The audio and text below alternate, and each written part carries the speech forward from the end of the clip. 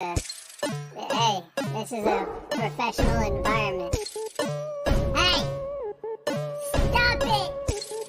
Stop! Another day about the Waffle House shit got hella poppin'. One lady started talking that shit like she really wanted problems. She said that the workers were working too slow. She needed the food cause she had to go. She got super angry and started to shout. So Wendy gave her a 3-piece on the house. Yeah. Go Wendy, I get why they mad, man. They just found out for Christmas all you be serving is both of them hands, yeah. Wendy, she ain't gonna back down. Her homie just pulled a pan out. So your little plans ain't gon' pan out. John Cena with the smackdown. Why you think they got this type of application? And the store should get launched like an application. If you're not with the shits like your name is Wendy, shit, you're not really a fit, go apply it Wendy. Run up on Wendy, boy, you better just surrender. Featherweight contender whipping up the chicken tenders. Mama lit the way she kept it cool with the aggressors. Even Iron Man is trying to bring her onto the event. I'll admit it. I'm not letting my kids die. I'm somebody that thought I could fix this, and I'm starting to think about having to eat my neighbor. I'm gonna haul him up by a chain. I will eat your ass. I'll do it. You think I like sizing up my neighbor? Good, I'm just gonna chop his ass up. My children aren't going hungry. I will eat your ass. Oh, eat your ass. I'm literally looking at my neighbors now and going, I will eat your ass. Eat your ass. Eat your ass. My superpower is being honest, and I will eat your ass. I will eat your ass. Eat your ass. That's why I want the globalists to know. I will eat your ass. I will eat your ass. Eat your ass. I've extrapolated this out, and I will eat your ass. I learned a lot, and I learned that I learned a lot. Anyway, Bo is associated here. Anyway, the point I want to make is I learned so much. I learned so much. I learned black, white, all colors, all backgrounds. But I mean, come on, man. Men, women, gay, straight, everyone deserves a shot. You know, come on, man. You know the thing. You know what I mean? You know the thing. You know what I mean? Come on, man. What I have to do is I have to continue talking about the things that come on, man. I came down here because I remember the first bumper sticker I saw. I learned that I got hairy legs that turn blonde in the sun. And the kids used to come up and reach in the pool and rub my leg down so it was straight and then watch the hair come back up again. So I learned about kids jumping on my lap. I love kids jumping on my lap. Oh, I'm in trouble. What are we nuts? Dead. You know, come on, man. Give me a little break here. Get a life. Taking cocaine or not? What do you think? Huh? Come on, man. Black, white, all colors, all backgrounds. But I mean, come on, man. Men, women, gay, straight, everyone deserves a shot. You know, come on, man. You know the thing. You know what I mean? You know the thing. You know what I mean? Come on, man. You have a problem figuring out whether you're for me or Trump, and you ain't black. Come on, man. The Corn Pop was a bad dude, and he ran a bunch of bad boys. I can hardly wait to meet with that guy who is the stable genius. Come on, man. I am very willing to let the public judge my physical and mental my physical as well as my mental fitness. Come on, man. Poor kids are just as bright and just as talented as white kids. Wealthy kids. Come on, man. I mean, come on. Take a look at the record. I know a lot of weed smokers. Come on, man. Black, white, all colors, all backgrounds. But I mean, come on, man. Men, women, gay, straight, everyone deserves a shot. You know, come on, man. You know the thing. You know what I mean? You know the thing. You know what I mean? Come on, man. Why the hell would I take a test? I am, And strike and strike and strike until you have victory. For every enemy that is aligned against you, let there be that we would strike the ground, for you will give us victory. I hear a sound of abundance of rain. I hear a sound of victory. The Lord says it is done. The Lord says it is done. I hear a sound of abundance of rain. I hear a sound of victory. Angels are being released right now. Angels are being dispatched right now.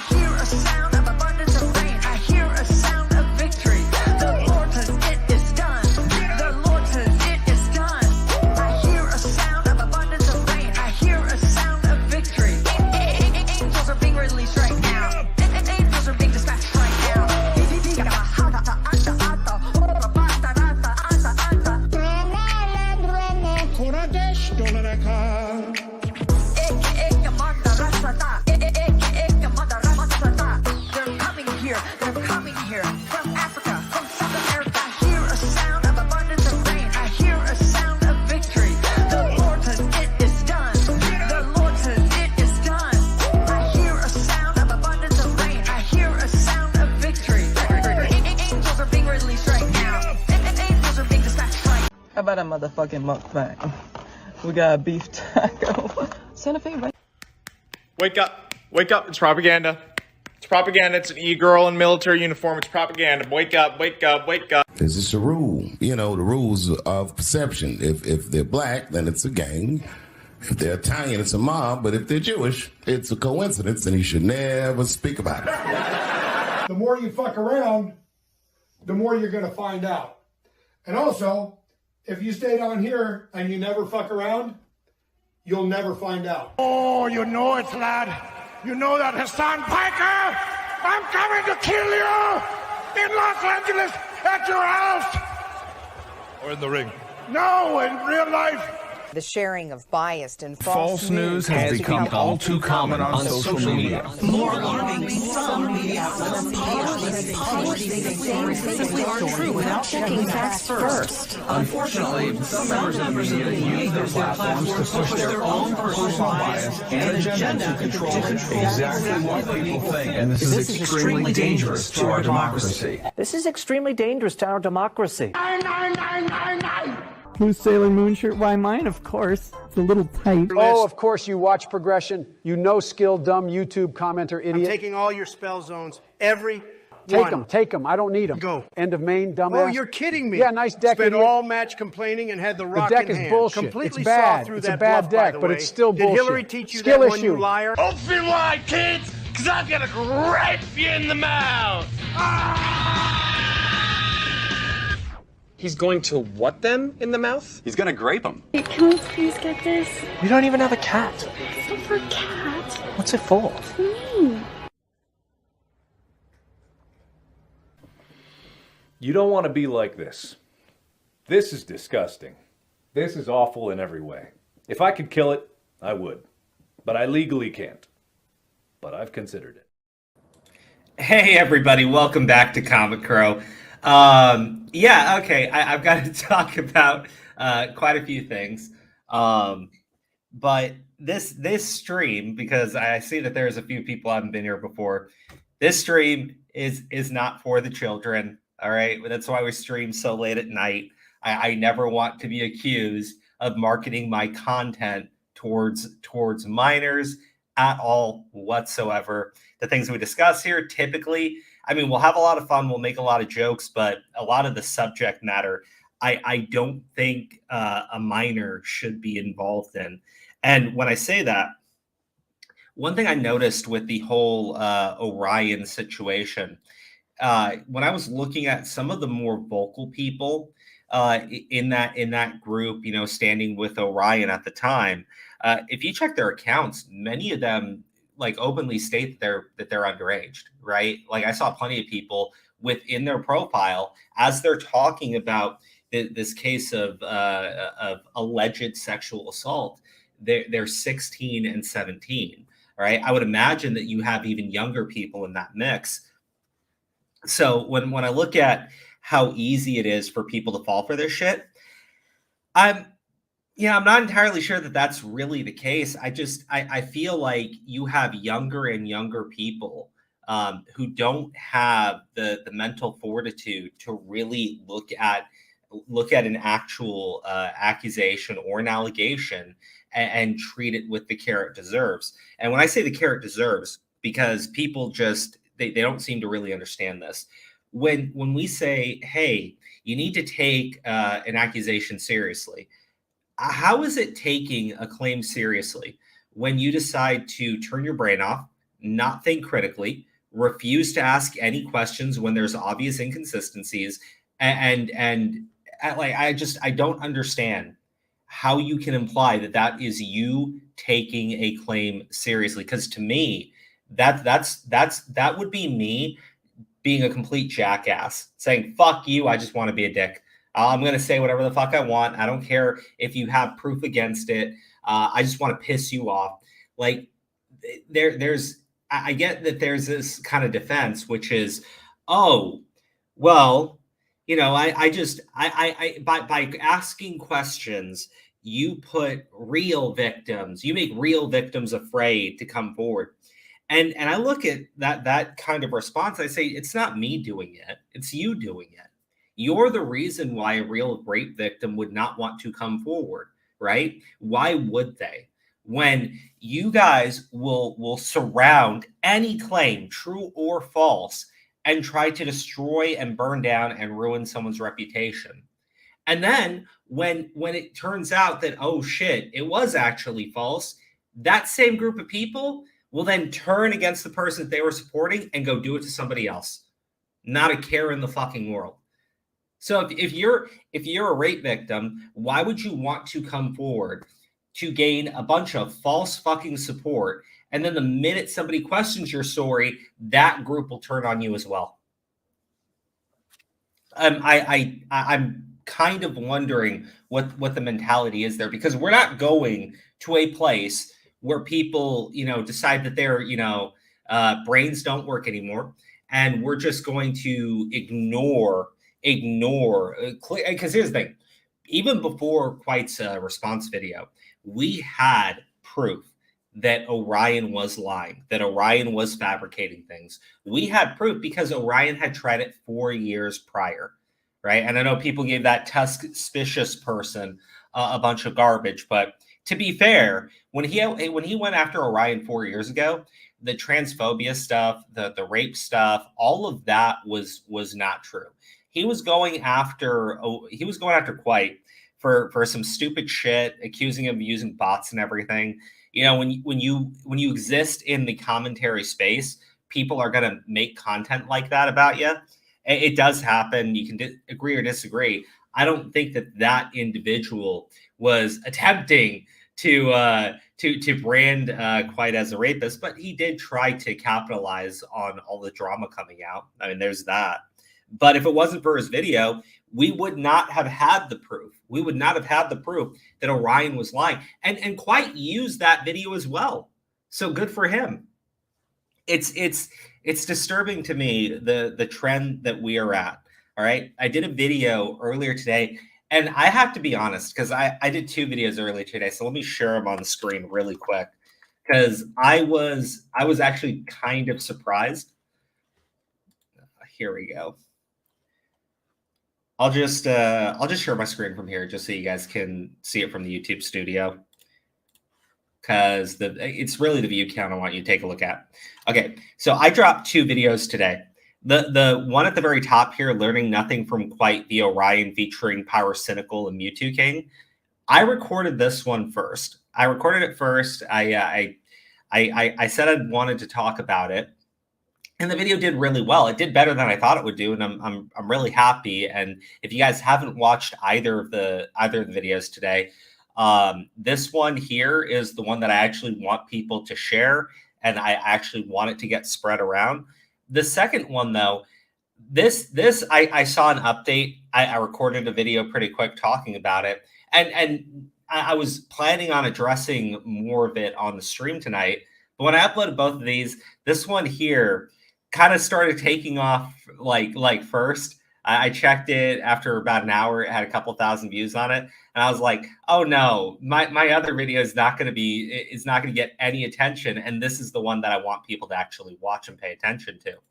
So, in this video here, I talked about the similarities that happened with the Pyrocynical case and the similarities with Mewtwo King. Now, there were others, right? There were others. There was Pro Jared, probably would have been another one that I think it has a ton of similarities here. The Pro Jared case was somebody that attempted to out him as a predator, as a groomer, as somebody into children, just really heinous, nasty, and mean-spirited things that they went about doing. Well, in the Pro Jared case, he did not respond. Okay, Pro Jared went silent, and people, took it as a rallying cry. He's not defending himself. We can attack. I mean, that's how I saw it anyways. That's what I think was going through these people's heads. They saw Pro Jared not fucking responding. And to them, it was like, oh, he's laying on his back with his belly exposed. I can ruin his fucking life. Oh, John, I'm so sorry, man. I'll send you a link right now. Hold on one sec, buddy. But the pro Jared thing, you know, and this is why I think it's stupid when people say, "Oh, they're not responding fast enough," because you have an accusation, right?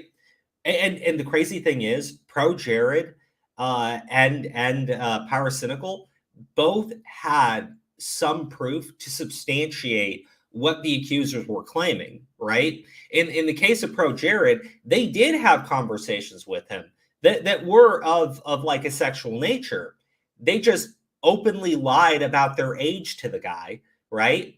And tried to claim that he knew their age all along and he was grooming them. The Pyrocynical situation is even more complex, because in that one, you have an actual person who was actually 15 at the time, who was actually engaging in erotic role play with Pyrocynical, who was 19.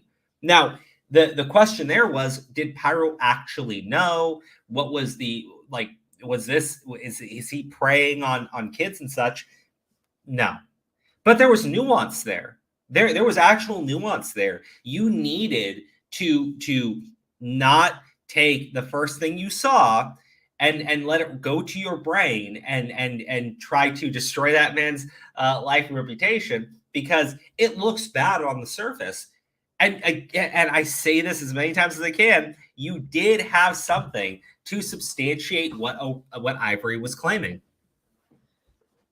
Well, give me a second, guys. I got my dog in here, and he... Come on. Stop stepping on all the wires. Frankie, move. Sorry, guys. I've got a pit bull, and he likes to climb underneath where I've got my computer and sit all over all of the wires. So I think it keeps him warm. Anyways. Gosh, I got totally off track there.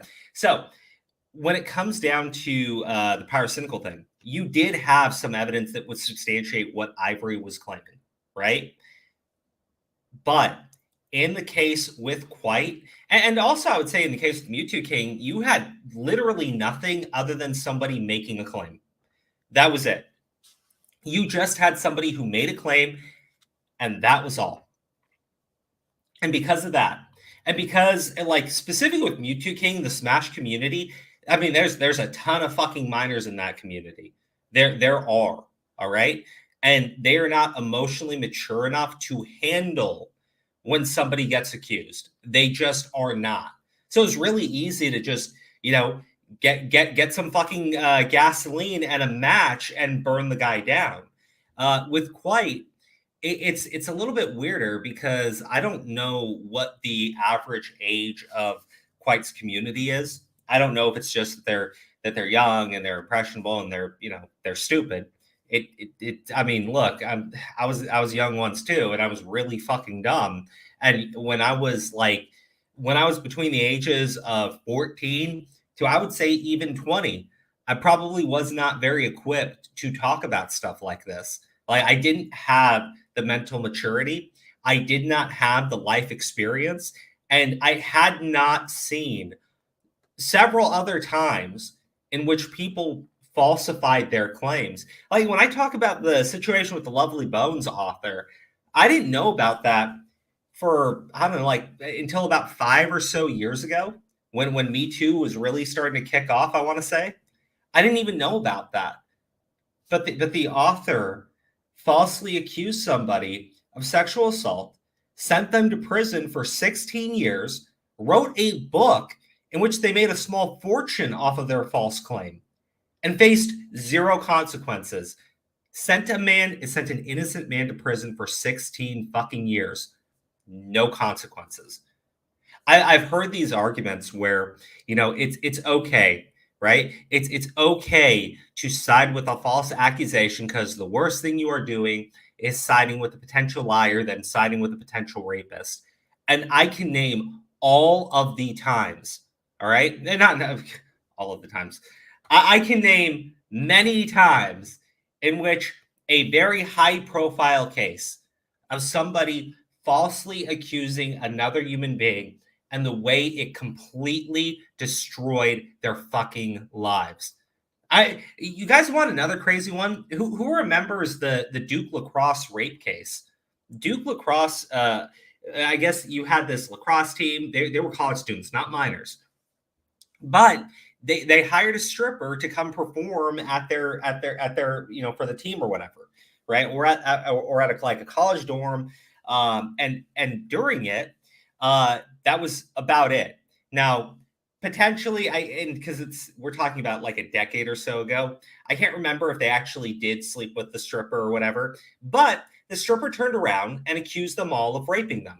Now, it turned out that the prosecutor in that case knew full well that she was lying, had evidence that cleared the boys in that case, and the prosecutor decided to bury the evidence because this was such a high-profile case, and he had intended to send innocent people to prison to further boost his political career. How is that right? How is that fair? And by the way, when that was going on, there was this huge racial component because the stripper was black and the college students were white. So you had I think it was like the perfect case for that fucking Al Sharpton idiot. But now, I'm not kidding, okay? In that situation, it had everything. It had literally everything. You had a black accuser against wealthy white students. You had a prosecutor desperate to send innocent people to prison because it meant boosting his political profile. And by the way, the prosecutor actually did get arrested and did serve time for what he did there. That's how bad it got. That's how brazen they were being. They didn't give a shit. And mind you, mainstream media outlets all across the nation were telling everybody about this sweet, innocent black girl who got raped by these evil white dudes. Was it Rolling Stone? Or okay. I want to talk about Mattress Girl too. Mattress Girl's story is insane. Okay, Mattress Girl's story is fucking insane. I do want to see like who, because if we talk about like Duke lacrosse thing, that became a national news story. All right, the case with Mattress Girl, this a lot of people don't really know about it. I've known about the Mattress Girl story for a while, but Mattress Girl was a college student who claimed to have been raped and would walk around the college campus and all of their classes carrying the mattress that they claimed to have been raped in. They named a student. That student no longer went to the fucking college. And then what's really fucked up is it wasn't Mattress Girl who finally admitted to doing all this when they graduated. No. Mattress Girl's friends said that she made the entire fucking thing up. So you not only had people making up a false claim, getting somebody expelled, but fucking also, their friends knew that they had lied. Their friends knew that they had made the whole thing up, and their friends decided not to say anything until graduation time. So Mattress Girl built herself a small little profile, falsely accusing somebody of rape and doing it in the most disgusting way possible. Their friends knew. Their friends decided not to say shit. And somebody gets expelled.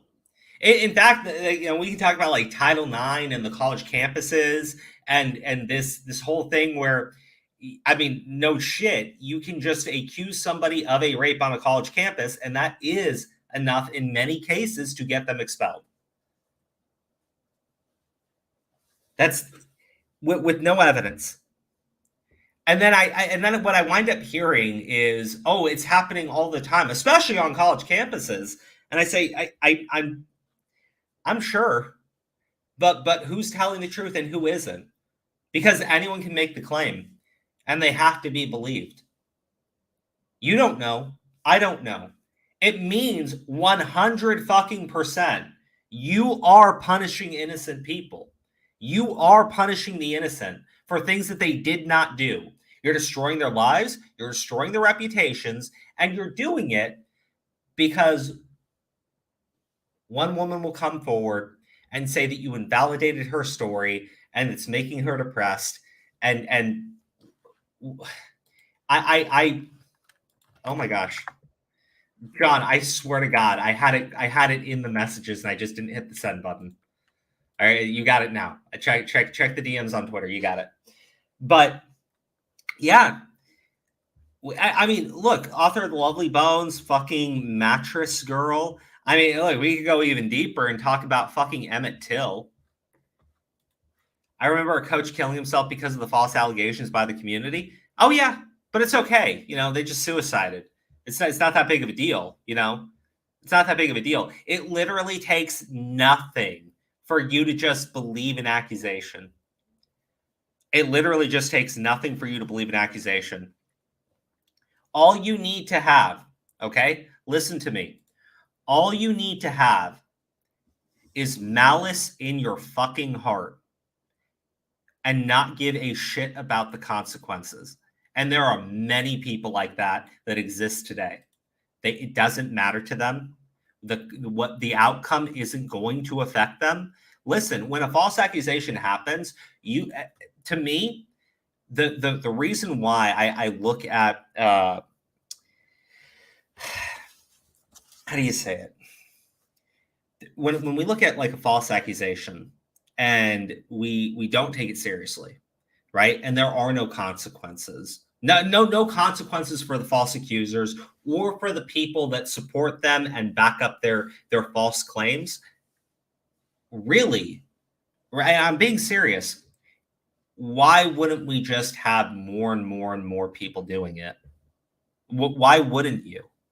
If you hate somebody, if you're a woman, okay, I'm not kidding. If you're a woman and you got out of a bad relationship, like a really bad relationship, and you want to ruin that man's life because he treated you wrong, or because he broke up with you and you feel slighted, or maybe he cheated, maybe he did do something bad.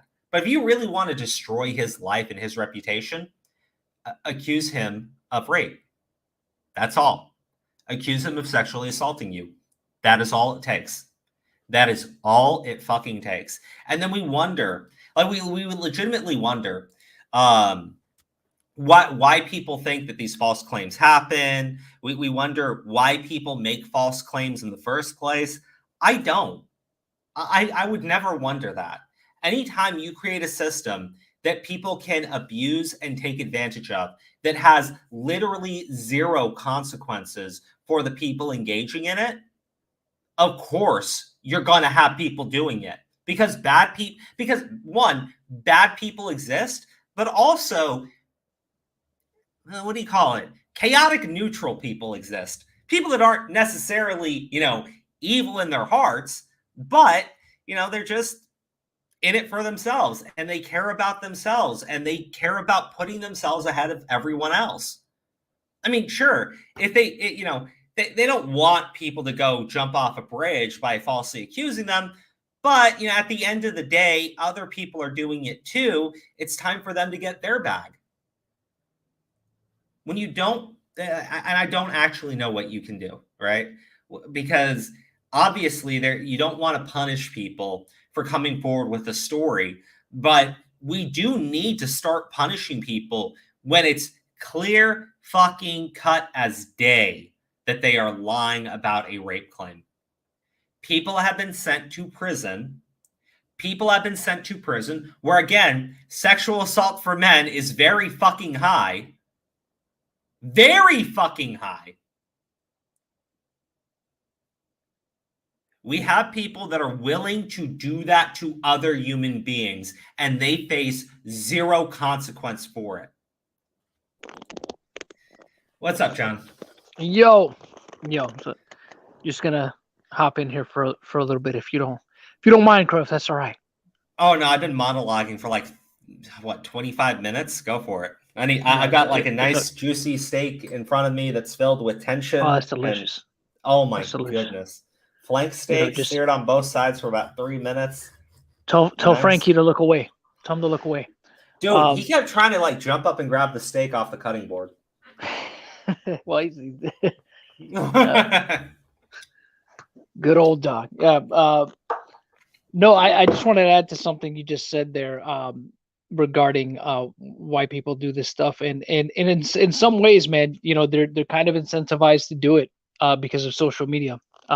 You see all these people, the clout that they get, you know, if you want to call it clout or whatever it is, attention, you know, the dopamine hit they get, whatever it might be. You know, and basically, sometimes it's that, but sometimes it's always it's something as simple as just revenge too. And because in this case, right, from all I've seen, and again, you know, obviously you know way more about it than I do, and you've been following it and all that, but from what it seems like, at least from what I saw, what you were putting out there, and some of the stuff that I saw, you know, and in regards to the context of the messages that Quite shared in his video, I mean, there's no other way for me to look at it than just that. It comes off as just revenge to a degree. I mean, this person obviously has some issues. She's got some. She's obviously got some issues of her own. Yeah. But it's not. I don't think it's to the point where she wasn't aware of what she was doing. You know what I mean, think she it's was twofold. completely lucid.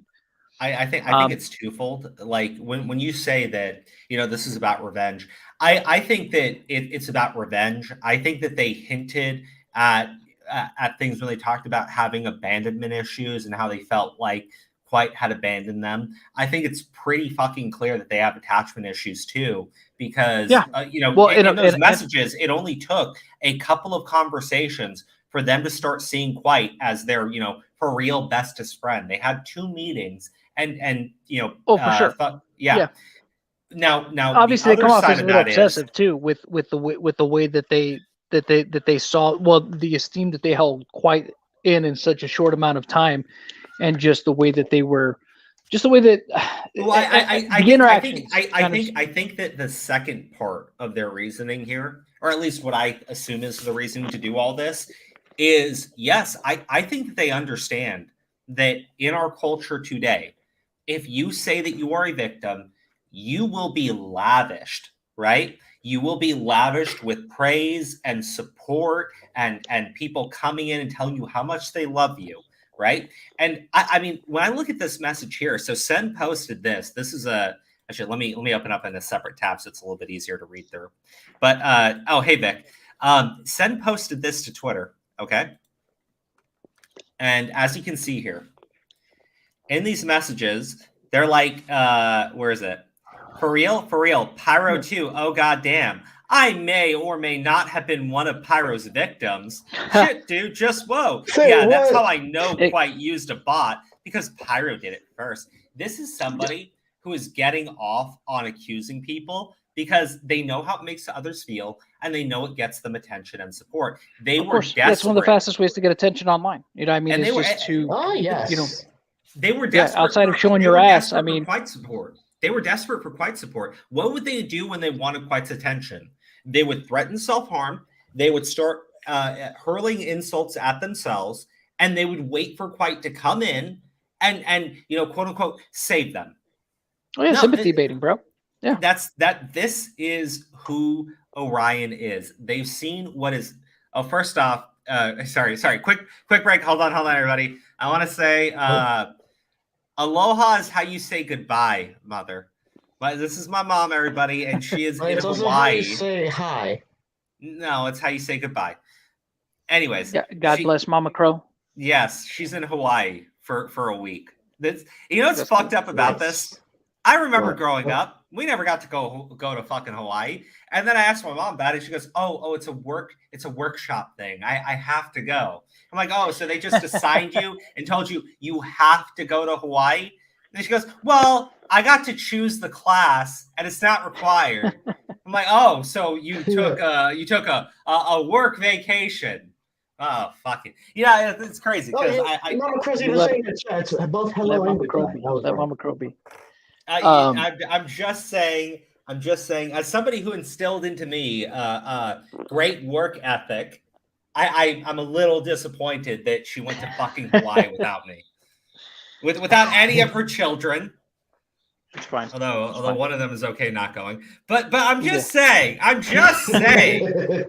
You know, my wife will tell me about as a kid how how her dad and everybody, they went to Hawaii regularly. And I'm sitting there going like, oh, wow, I didn't.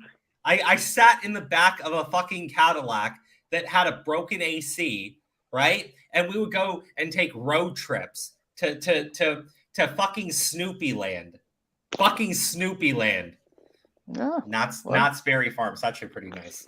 But anyways. Girl, are you still kind of salty about not going to Hawaii? Yes, I am. Okay, have you not been to Hawaii yet? No, I haven't. I've been to Key West. You want to go to Hawaii? I do. I want to go to Maui. Do you want to do... man, someone take this man to Hawaii. John, take him to Hawaii. Everybody, I'm opening up donations. All you have to do to contribute to Crow's Hawaii trip is just send a super chat. And in the super chat, all you have to do is say, this is for Crow to go to Hawaii. Yeah, otherwise it's just a regular super chat and you're not really contributing to the trip. So, just say that way he can take along GG Evans and everyone else. Yeah, we'll do a Comic Crow Hawaii. It's gonna be great. Well, I was gonna say what I was telling you before, Crow. It's like it's come full circle.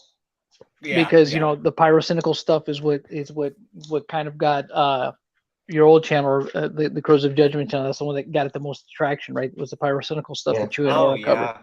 And now it's just like now to hear about this, and now it's going back to I could have been one of us. You could have, right? You would think that it's just like, look, if you were, it'd be something that you would know, right? If you weren't, if something happened to you. But it's funny that this person was entertaining the idea, right, of potentially coming out against Pyro as well, right? Because what else can you infer from that? That's the other thing that could be inferred from that, right? Is that they were potentially thinking about coming out against Pyro as well. So, I mean, what else? What else could it be, right? No, I'm surprised they didn't. I thought I guess they just had a bigger axe to grind. I thought it was nuts because this is not about having axe to grind. I don't think that they care at all about Pyrocynical. No. They obviously had an axe to grind with Quite. Oh yeah, I'm just saying, not so much with Pyro. So seeing this and seeing that this is the 25th. It was what, the same day or just a couple of days after they came out against Quite, and they're already starting to talk about, well, I was also maybe victimized by Pyrocynical. Really? Wait. So this was not an old DM. You're saying this was a recent DM? No, this is an old DM. This was only like a day or so after they came out against Quite. But that's what I'm saying. So it's fairly recent then. It wasn't from like years ago. Yeah, no, it's fairly recent. This was after they came out against Quite. So do you think that maybe if the Quite thing hadn't gone over well, the backup plan was going to be like, well, let me try accusing Pyro now and see if that shit sticks? No, I don't think so. I think at the end of the day, Quite has always been the object of their affection. And when I say affection, I don't mean this in a good or a cute way. I mean, they are literally fucking obsessed with Quite. They are literally look, they took one shot at him before. Yeah, they took one shot at him before. Well, and 4 years ago, and this is how screwed up the stuff in Tusk video is. And I'm trying to be nicer to the Tusk person because I feel bad for him. Okay, on some level, I feel bad for him. I don't think that this is the worst person in this entire scenario, and their video is absolutely key in proving that Orion has been fabricating their story. Okay, so I feel bad for him, but the stuff that Orion says in his video, it's so screwed up because there's nothing really bad that happened between them in that video. Well, right? think about some of the stuff that didn't want to be with them anymore. And Orion's behavior is one, like, we all can see it. We can read those messages where every single interaction, Orion is the one trying to push sex onto Quite. Orion is the one, bringing up Quite's issues. Orion is the one who is constantly blabbing about his secrets to other people. We can read those in those messages. We can see where they are telling Quite, hey, you need to do this to me. Hey, Quite, I'm depressed. Shower me with attention. Hey, quiet. I'm just and I would say the word, but I'm pretty sure the YouTube censors will get fucking angry. But when they called themselves the lesbian slur, right? Dyke. Can you say that? I mean, I don't see why not. I'm not. I mean, I don't think it's as bad as other ones. I don't think you'll get demonetized for that. But if you do, then my bad. I've been People trying to give wait. Crow super chats. Yeah. I've been Hook them trying up to super wait, chats in case the video gets demonetized. I've been trying to hold off until like 2 hours in to really start rolling anything out. But no, honestly, they called themselves that. Then they turned around all these years later and they accused Quite of referring to him as that. My thing is, I would say that yes, their mental health issues probably is a contributing factor here. When they say they have memory issues, maybe that's something where legitimately in their twisted fucking brain, they're just remembering it wrong. But that's not really an excuse when we can see everything else that they've lied about and how they're interacting with people. When people start asking them questions, their first thing was start hitting the block button, right? Hitting the block button and going back and sympathy baiting. Of course. When this stuff came out about Quite's video and everything, Orion immediately tried to change their story. I never said he had sex with me. He did it with his fingers. I'm like, you know what? Fuck you. Right. Because the other thing was, they claim now that they weren't Quite wasn't raping them, Quite was molesting them. Okay. Yeah.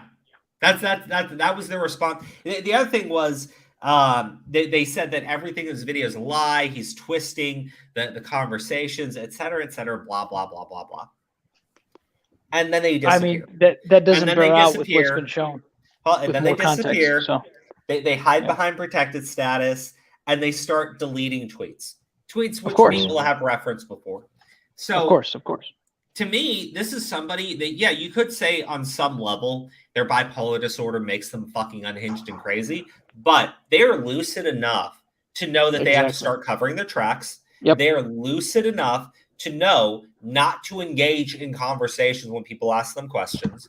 They're lucid enough to understand all of this. So you can't go ahead and retreat behind this idea that mental health is the reason why they are doing this. I'm sure it contributes. I am sure it contributes. But Orion, but it's not the sole reason. Orion did all of this knowingly. They knew everything that Quite had been through, and they wanted to make him hurt. They wanted to make him suffer. This thing with Pyrocynical, though, they were just going to throw him into the mix. If they were able to build a platform off of destroying Quite, I guarantee you the next person they would have mentioned was Pyrocynical. Yeah, that's what I'm thinking too. I mean, why else would you bring that up? You know what I mean? But the Pyrocynical thing, this isn't about revenge. This isn't about obsession. This is about something else, which Quite hinted at, and which I think a lot of people generally will go to first, which is clout, right? Quite said it himself. It seemed like they were trying to reveal personal details about him in his server and to other people to make it sound like they were his super bestest friend and gain attention off of it. Yeah. Yeah. I mean, think about all the YouTubers this person has claimed to, I guess, have some degree of affiliation with that have gone on to be a big creator, right? As somebody like Quite, they mentioned Pyrocynical, right? That they and maybe that's true. I don't know if they were really cool with with Pyrocynical like that, but maybe they were. I don't know. No. You know what? I think that they were going to bring up Pyrocynical. Pyrocynical already barely dodged the bullet with Ivory. Barely dodged that bullet. Yeah. And there are plenty of people that still like to bring it up. There are plenty of people that like to throw in his weird kink obsession in his face, which, again, had to be revealed because of the stuff going on with Ivory. And so I think that they probably just see Pyrocynical as an easy target. And look, and why wouldn't they? Look at how easy it was for them to take out Quiet, or at least in their head to take out Quiet. Because I guess, and here's the fucked up part of it. When I say that this individual knows Quiet very well, they know Quiet's issues with suicide, self-harm, with having those dark thoughts. They knew all of this. They knew he can't stand up to public pressure very well. They knew he's very anxious, and so. Oh, Gigi, hey, real quick, I'm sorry to interrupt. I'm gonna let you finish, but when you get a chance, Gigi said he sent you a link. Okay, I'll check it out. Yeah, I see it in the chat. I'll grab it right now. But to me, it's like their end goal with how bad Quiet was able to dismantle this. I don't think that they were expecting Quiet to actually come forward and refute anything. I think that what happened 4 years ago in that call with Lord Bung, they just assumed that it was either going to go down one of two ways. Quiet would contact them. Quiet would try to apologize, well, just like last time, or you know how they interpreted it last time, or Quiet would just off himself. Quiet would bow down to the public pressure. His mental health would drop to an all-time low, and he would just end it all. And then I guarantee you, Orion would have said he did it because he feels guilty for raping me. Yeah, I think it's pretty fair. I think that's a pretty fair assessment of it, especially because I think the one thing they didn't count on was that Quiet would actually fiercely defend himself. I think that they underestimated Quiet in that regard. They didn't think he would come back with such a measured response. I think they weren't anticipating that at all. So I think that's why he never has before. He never had before. Well, yeah, he had never been outside of the Slazo thing. I mean, he wasn't, at least as far as I know. Maybe somebody can correct me if I'm wrong here. I don't recall him ever being involved in any kind of big drama or tied to any kind of big drama stuff outside of the Slazo situation. Am I wrong about that? Or, I mean, has there been other, my people thing that have gotten... I tried looking up for videos where people have like really gone after him, because typically you'll see that in a drama situation. Of course, Tusk's video is the only one that I could really find. I don't know if he's ever really tried to get involved in drama. He seems like that's what I'm saying. That's what I mean. He hasn't really been involved in anything big outside of just being a part of that whole Slazo situation. And even then, as we've seen, he showed remorse over it and apologized for it. Actually, I wanted to talk to you about that.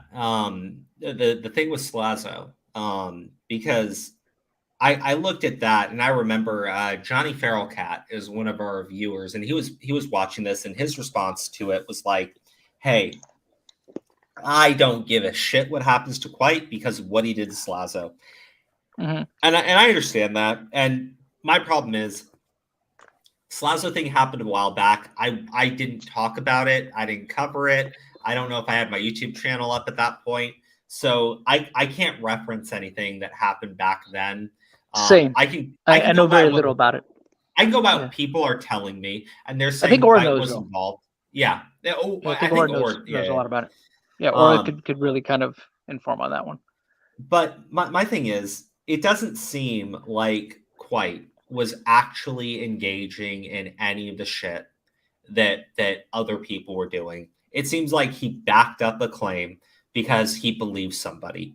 And I think that that's absolutely stupid. I think he can see now why that was so stupid. But my thing is like, he's clearly learned. All right. He's clearly learned from this. This situation Slazo happened hope so, 4 right? years ago. At the very least, you'd hope so. Well, yeah. Yeah. But he said in his least. video, I owe Slazo a third apology because now I know what I put him through. Well, he can relate to it now. Yeah. Yeah, he's walked those shoes. And in some ways, it was kind of worse for him because again, he got his anonymity is completely gone now. No, oh So- God. Well, it's like he was saying in his response here. This individual fully intended for him to suffer harm of some way, either self-inflicted or by other individuals. You don't blast somebody out with their face as a rapist and just not expect anything to happen. Well, the thing is doing it under false pretenses, right? I mean, it's one thing if a person is, actively going around and violating people, right? And the police have done nothing, and you have gone to the police and you reported them, and they've done nothing. I that would be one thing, right? If you're going to the internet to reveal this monster's face, right? But that's not what we have here. It's not a situation. It's nowhere near close to that. And even then, again, if it was a situation where this person was a violent predator, I think we would. There already have been. I would think authorities involved. That's that's the biggest problem that I have with a lot of these. You made your video, and it's funny because I'm glad you made your video. I was thinking about making a video too, not necessarily about the quite situation, but kind of reference it because, and I may still, because this is something that it happens so often now that you can really see, at least from now within the last couple of years, people are taking it. Andy Signor, right? Andy Signor Bro, is a massive Big example one of there. that. Yeah, Bro, Andy you have Signor, Pro Jared, Jared, you Louis have Caliber. I mean, Pyrocynical, Louis Caliber. Yeah, I mean, yeah, bro. I mean, there's so many talked about a examples lot of them. just within the last couple of years, bro. I mean, and people Tony outside of YouTube, Carson. right? Like Vic Mignogna. It's just like there's so many examples of false accusations, man, without any kind of true verification, any kind of true substantiation. It's just like, hey, look, this is what happened. Take my word for it. Well, I mean, I'm listening to what you're saying, but don't you have at least one thing that can back it up to some degree, even something? Because here's the thing. This is what I always say. It's just like, even if you have at least these messages, right, in a much bigger context that might put the other person in a position that'll be hard for them to defend what they said, right? I think that will at least help your case a little bit more than you just saying like, well, hey, look, I don't have that, but believe me anyways. You know what I mean? Yeah. It's just like, and that's the biggest issue with a lot of this stuff. It's just like the evidence that they show and the conclusion that they lead people to, right? The narrative that they paint for people, and people just fall for it. They don't ask questions. They just buy it at face value completely. It's just like, well, look, this, and this. Here's my evidence. It's just like, okay, but this doesn't really prove anything. Well, I say that it does.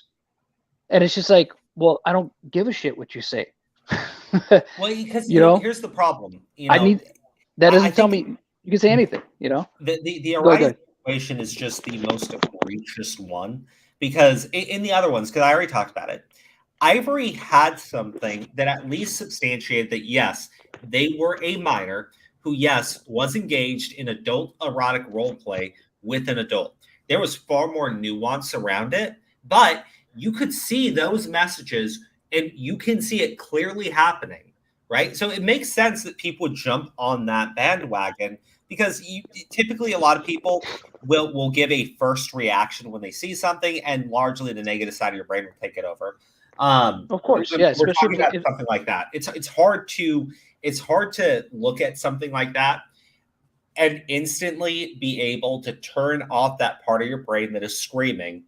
And say, hey, let me take this seriously. Let me actually address this, not just go pedo, right? Yeah. Well, look, I mean, we all have, we have mothers, we have sisters, we have nieces, we have daughters. You know what I mean?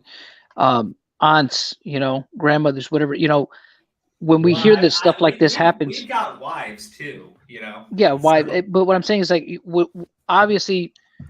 And not just it's not just men, obviously, but when we hear that a woman has potentially been violated, of course, I think it's kind of one of those things that's inherent within most people to be like, you want to give the benefit of the doubt because of just real world. It's real world shit. It does happen, right? So we want to give the benefit of the doubt, but at the same time, asking questions doesn't mean that person is immediately trying to invalidate something that somebody else is saying. It's just like, okay, I hear what you're saying.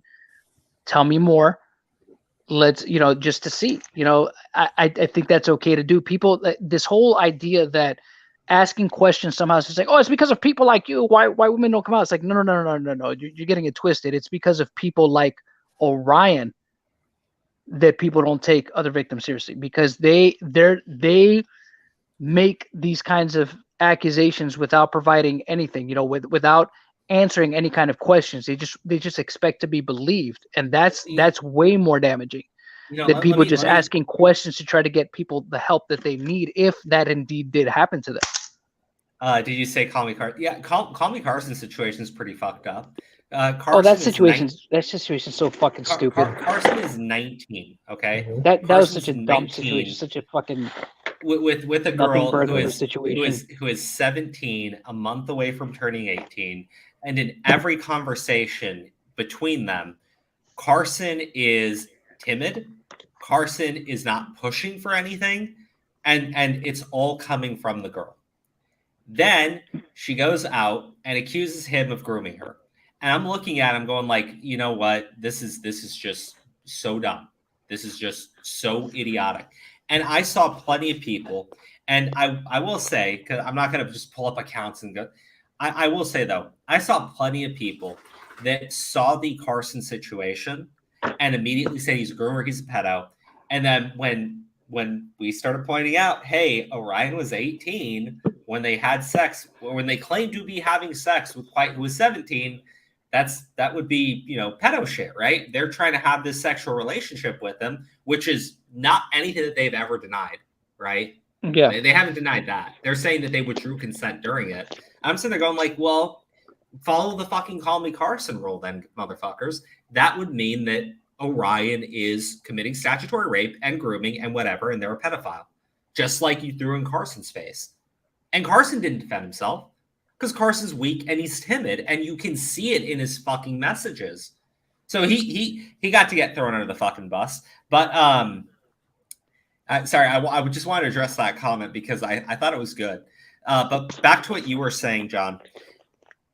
The problem is, what do you think an actual rape victim, and I'm genuinely, I do want to know, how do you think an actual rape victim feels if they see this story with Orion and they can tell it's fake, and they see all of you idiots going out there and telling everybody that it's real and that this matches up with your experience?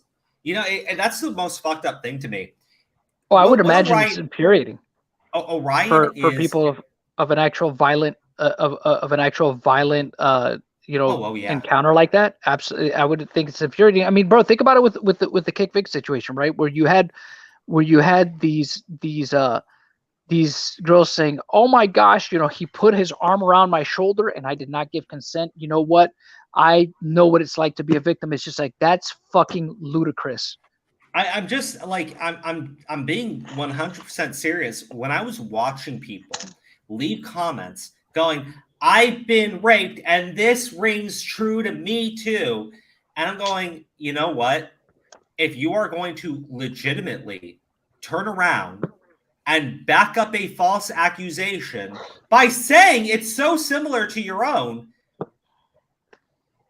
that eventually somebody is going to look at you when you backed up all these other false accusations and say, "Hey, did you make it up too?"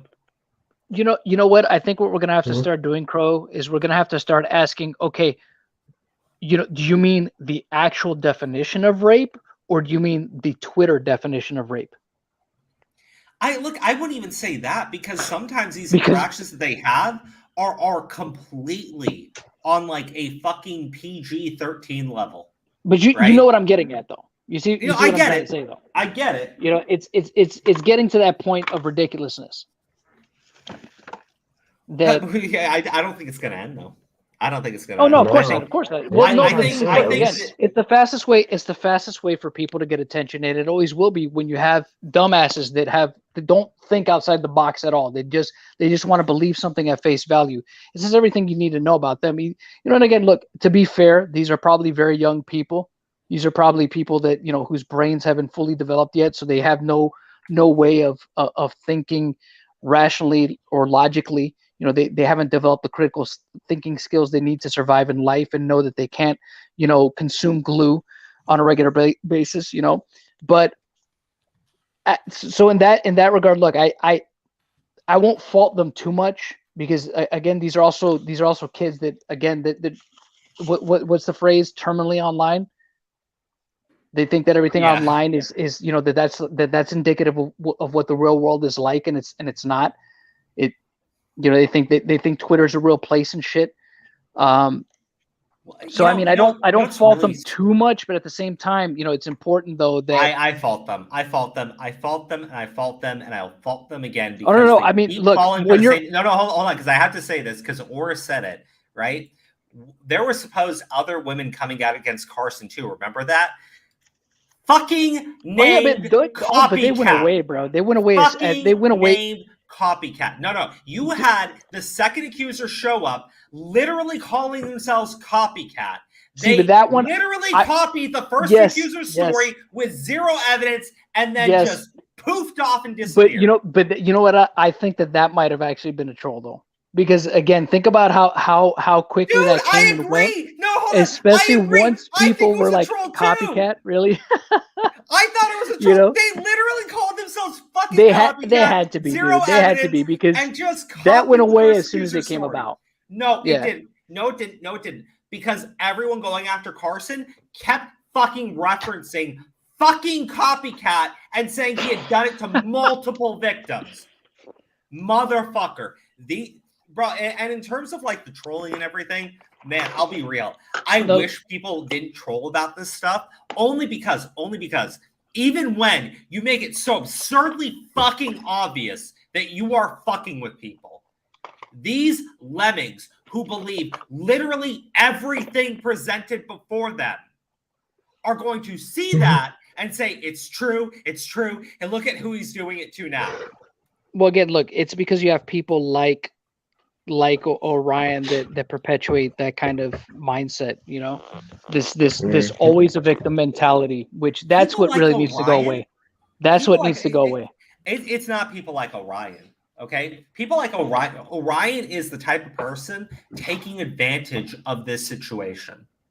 The people that are creating the situation are all the jackasses on social media who want to be the fucking hero, who want to go fucking pedo hunting or rape hunting or whatever the fuck they're doing, and then turn around and tell everybody, high five, like my post, I got him too.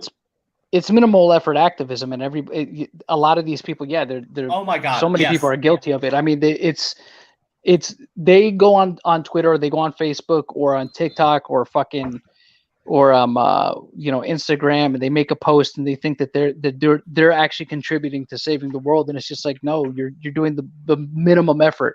Look, the other day, it's funny because I went to the Final Fantasy Orchestra, right? That was over here. It was fantastic. How was that? Oh, dude, it was awesome. It was awesome. Dude, I can't wait till they come back. They are incredible. I've watched it, and I've never actually been to see them perform live, which dude, it is great, bro. It is fantastic. You're making me jealous. Dude, it's incredible. If you've watched their the YouTube videos of the orchestra, man, it you feel it, dude. It's incredible. Yeah. Oh no, dude, it's even better live, man. It's fantastic. God. No, I know. Oh my god, that's incredible. As we were heading into the the concert hall, right, to listen to it, we passed by City Hall, and there was people out there like protesting DeSantis, and I laughed. I'm like, these people are so dumb. Like, I know that half the people out here, the shit that they think they're protesting is not actually what they're protesting, but it's okay. That's their right. But you know what? Here's the thing, though. There's one thing I'll give them credit for, though, right? They actually I'll give them showed credit up and that protested they in real actually life. showed up. They actually showed up. Yes. They actually showed up.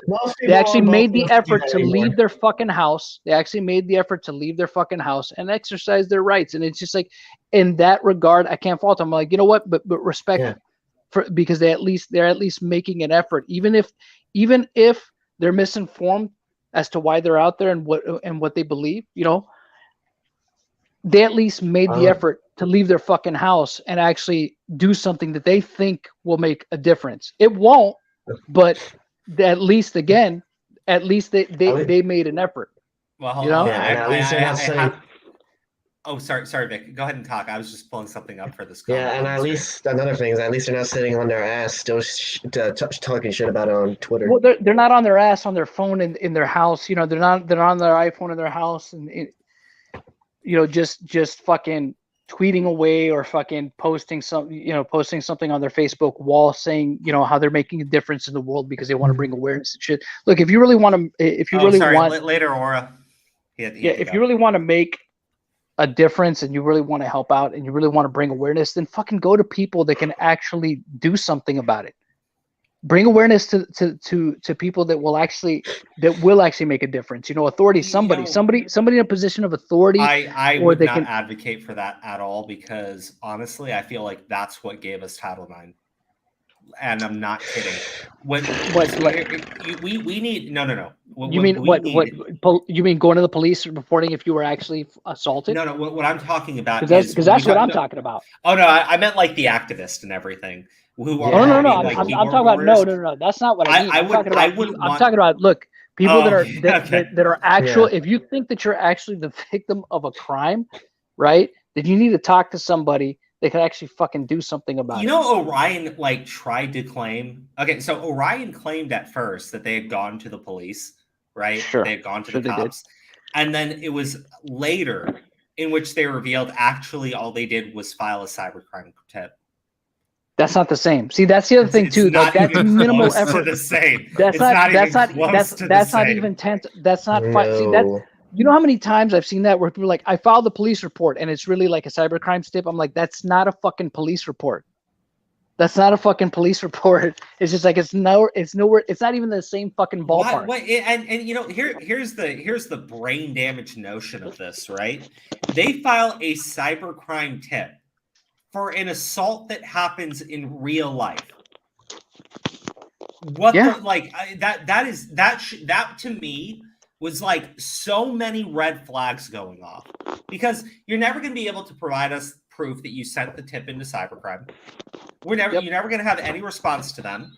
And this was an assault that you claim took place in real life in a fucking movie theater parking lot. Which apparently now we know from Quite took place during the fucking daytime. So how? Not daytime. That's even funnier too. Like how? It's like who's getting their freak on in the middle of the day? But and Black Panther, like if sorry, I was just gonna say if this idiot had just said that they went to go see a movie and they couldn't really remember it, maybe they could have gotten past. But you went to go see Black fucking Panther on the weekend in the daytime when it was coming out. The original Black Panther. The original Black Panther, which was super popular. The good one. The good one. The good one. Yeah. So like, what do you mean? What do you fucking mean? How did that happen? How did nobody see what was going on? Because like, dude, as a kid, and when I say as a kid, I'm talking like young adult. I fucked in cars, and never in my fucking life. Never. Well, no. I've done it during the daytime, but I would find like a parking garage or something, right? Something very. You found discreet, a secluded area. A secluded area. Yeah, no. I look, as somebody who has actually done that, I know for a fucking fact this little bitch isn't gonna fucking tell me that the two of them parked in front of a fucking movie theater and just started going at it and nothing happened. Because I guarantee you would get the fucking cops. You will get the cops. Somebody will see it, and you will have the cops. Fucking liar. And the lies are so absurd, right? They kept the story vague enough, just vague enough, without very many details, where if you start to question certain things, you could start inserting things there to excuse it and explain it away. And I think maybe that was the goal. Don't be very specific, because then people can really start to call you out. But the fact that they did that fucking stupid shit with fucking Black Panther, man, this is exactly why it's so difficult when you make a false claim with no evidence. Because the moment you get specific on a single detail, it's very easy to start ripping it apart. Very easy. I just want to say, I would never defile a car like that. They are beautiful machines and should be respected. I respected it.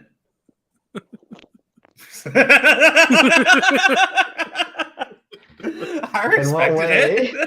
In what way? I don't know why, but I was waiting for you to say I respected it. I wore a condom right after that. No, that sounds like something Crow would say too, to be honest. Waiting for you to say like, I respected it. I wore a condom. Okay, listen. Okay, listen. One of the girls I was dating at the time was allergic. I'm not fucking lying to you. Was literally allergic to condoms. We don't need to go down this road. I'm just saying. Like I just want you to know. Like I did respect the vehicle. Okay, I made sure it was super clean. I would light a fucking scented candle in it before we would meet up. Right. I had everything going. Tinted windows. I was good, man. I was good to that car, and I was good to anybody who sat in that car. And then you turn it into a fish market. It was a very good fish market. It was a very good fish market. Oh, and the cart never smelled like a fish market. That's the best part. Hey, you guys don't know anything. So my point is, as an expert on fucking in cars,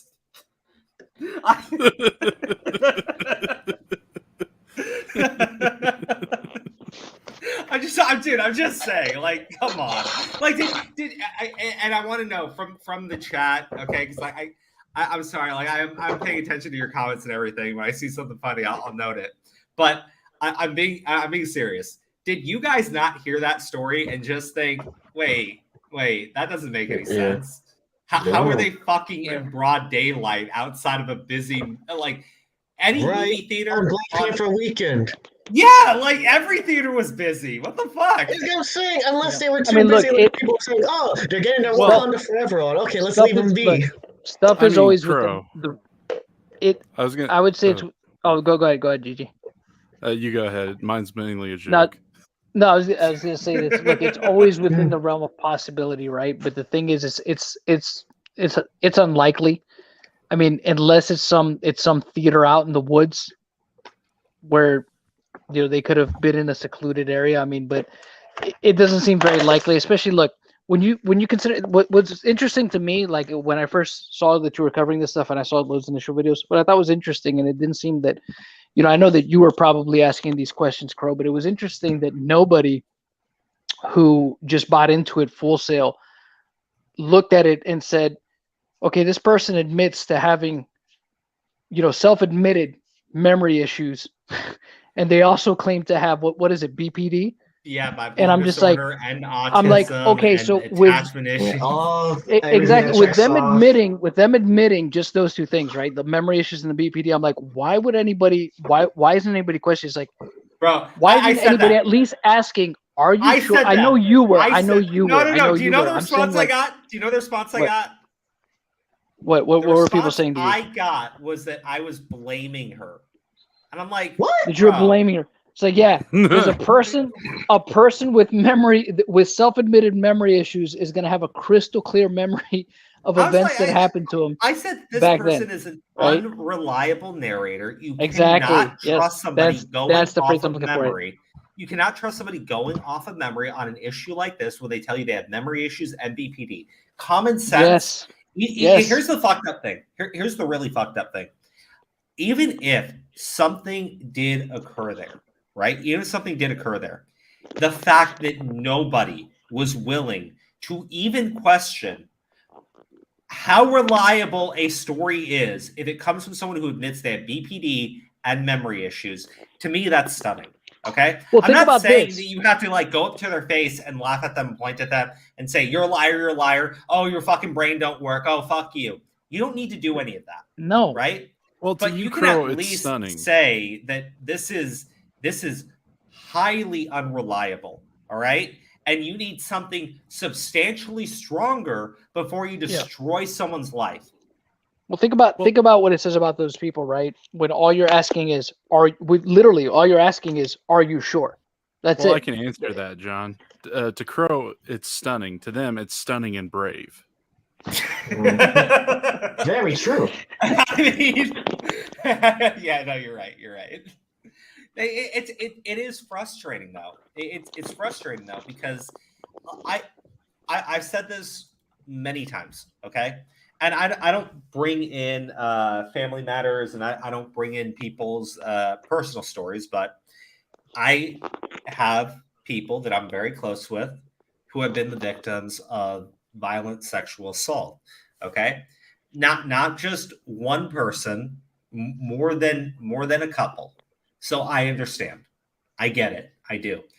And to me, there's nothing more disrespectful. There's nothing that makes a mockery of the abuse that these women in my life had suffered through than idiots like Orion or idiots like this person here. Because I had the comment pulled up on the screen earlier, and I'm sorry I took it down because I wanted to reference this. Someone said, "I don't understand how you can justify siding with Orion and the whole siding with the liar and everything."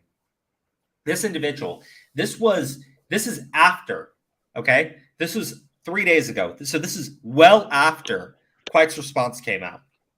Mm-hmm. I'm going to read the whole thing, and then I want you guys to react to it. Okay, so Quite might have not raped someone, but that still don't mean you were valid in not believing a woman who claimed they were sexually assaulted off rip. LMAO. When a woman claims, well, stop. When a woman claims something that happened, I will always believe her no matter what. But won't if that's a big if we find out otherwise with strong evidence. My apologies, Quite's accuser identifies as male. So we can't be skeptical of accusations. We just have to blindly believe all accusers? I don't know, dog. If your first reaction to a person saying they got raped or essayed is to go, "You're lying," or "I'm not sure about this," that says a lot about you than it does me.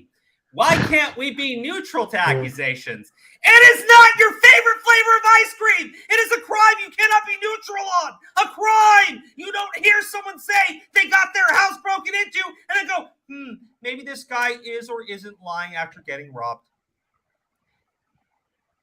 There you go. Brain damage. You know, Crow, I was reason just why, thinking. No, hold on. I just have to say, the reason why here is fucking brain damage. It is brain rot. This is a bad person. This is a bad person. They deserve to fucking feel bad. You know, Crow, I was just thinking something. Maybe I should change my stance on the Holocaust and just be neutral about it. I mean, we're talking about a fucking crime here, and we could be neutral.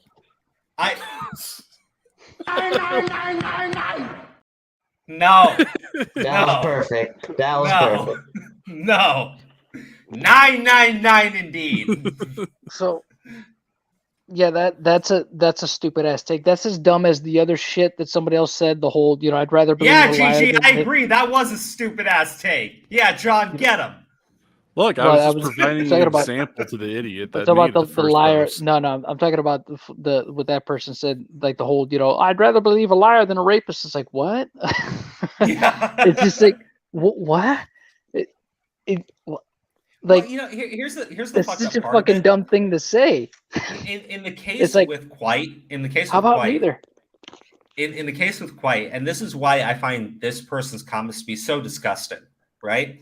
And when you look at the Pyrocynical situation, I could see these brain rotted individuals turning around and saying, "Oh, end result, sure, he lost some subscribers, but then he gained them back. I mean, no harm, no foul. I don't feel bad that I went after him. He didn't really suffer." Well, in the situation with Quite, it's a completely different scenario, right? Quite has actually been the victim of sexual assault, and he just had to come out and tell everybody on the internet about it. Quite has actually been in an abusive relationship, Orion being the abuser. Quite has been manipulated into engaging in behaviors that he wasn't comfortable with, and then his abuser, who has tried to make him hurt and suffer, got all of these individuals on social media to contribute to the abuse of Quite. And this bitch turns around and says, you should have just believed her. You shouldn't have asked any questions. This fucking degenerate cunt thinks it's okay what happened, is willing to do it again, and is going to turn around and shame all of you people when you start asking a question. I will say this: anytime this Kang whatever idiot, anytime you see them backing up a story, I'll just make it very clear. It means literally nothing. They want to jump onto the bandwagon. They want to hate. That's all they want to fucking do. And they'll feel good about it. Douchebag. Oh, I said this a while ago. The Orion doxed Quite, okay, and nobody gave a shit because as Orion was doxing his face and posting a bunch of pictures of them together and posting photos of Quite everywhere, well, branding him as a rapist. Well, that was the thing. They were claiming he was a rapist, so him being doxed is okay. Yeah, it was justified because of that in their view. Yeah, basically. And they hear a rapist. We must know who he is. Reveal his face. I mean, look, I'm not the type of person who says people need safe spaces or anything like that. You're not going to get that from me. What I will agree with you on, though, is Orion tried to turn the entire world against Quite. They wanted him to live in discomfort. They wanted him to hurt.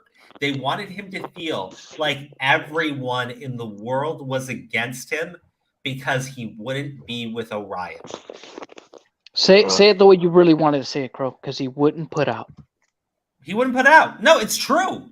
He wouldn't put out. Yeah. Orion wanted him to put out, and Quite wasn't doing it. More than one occasion.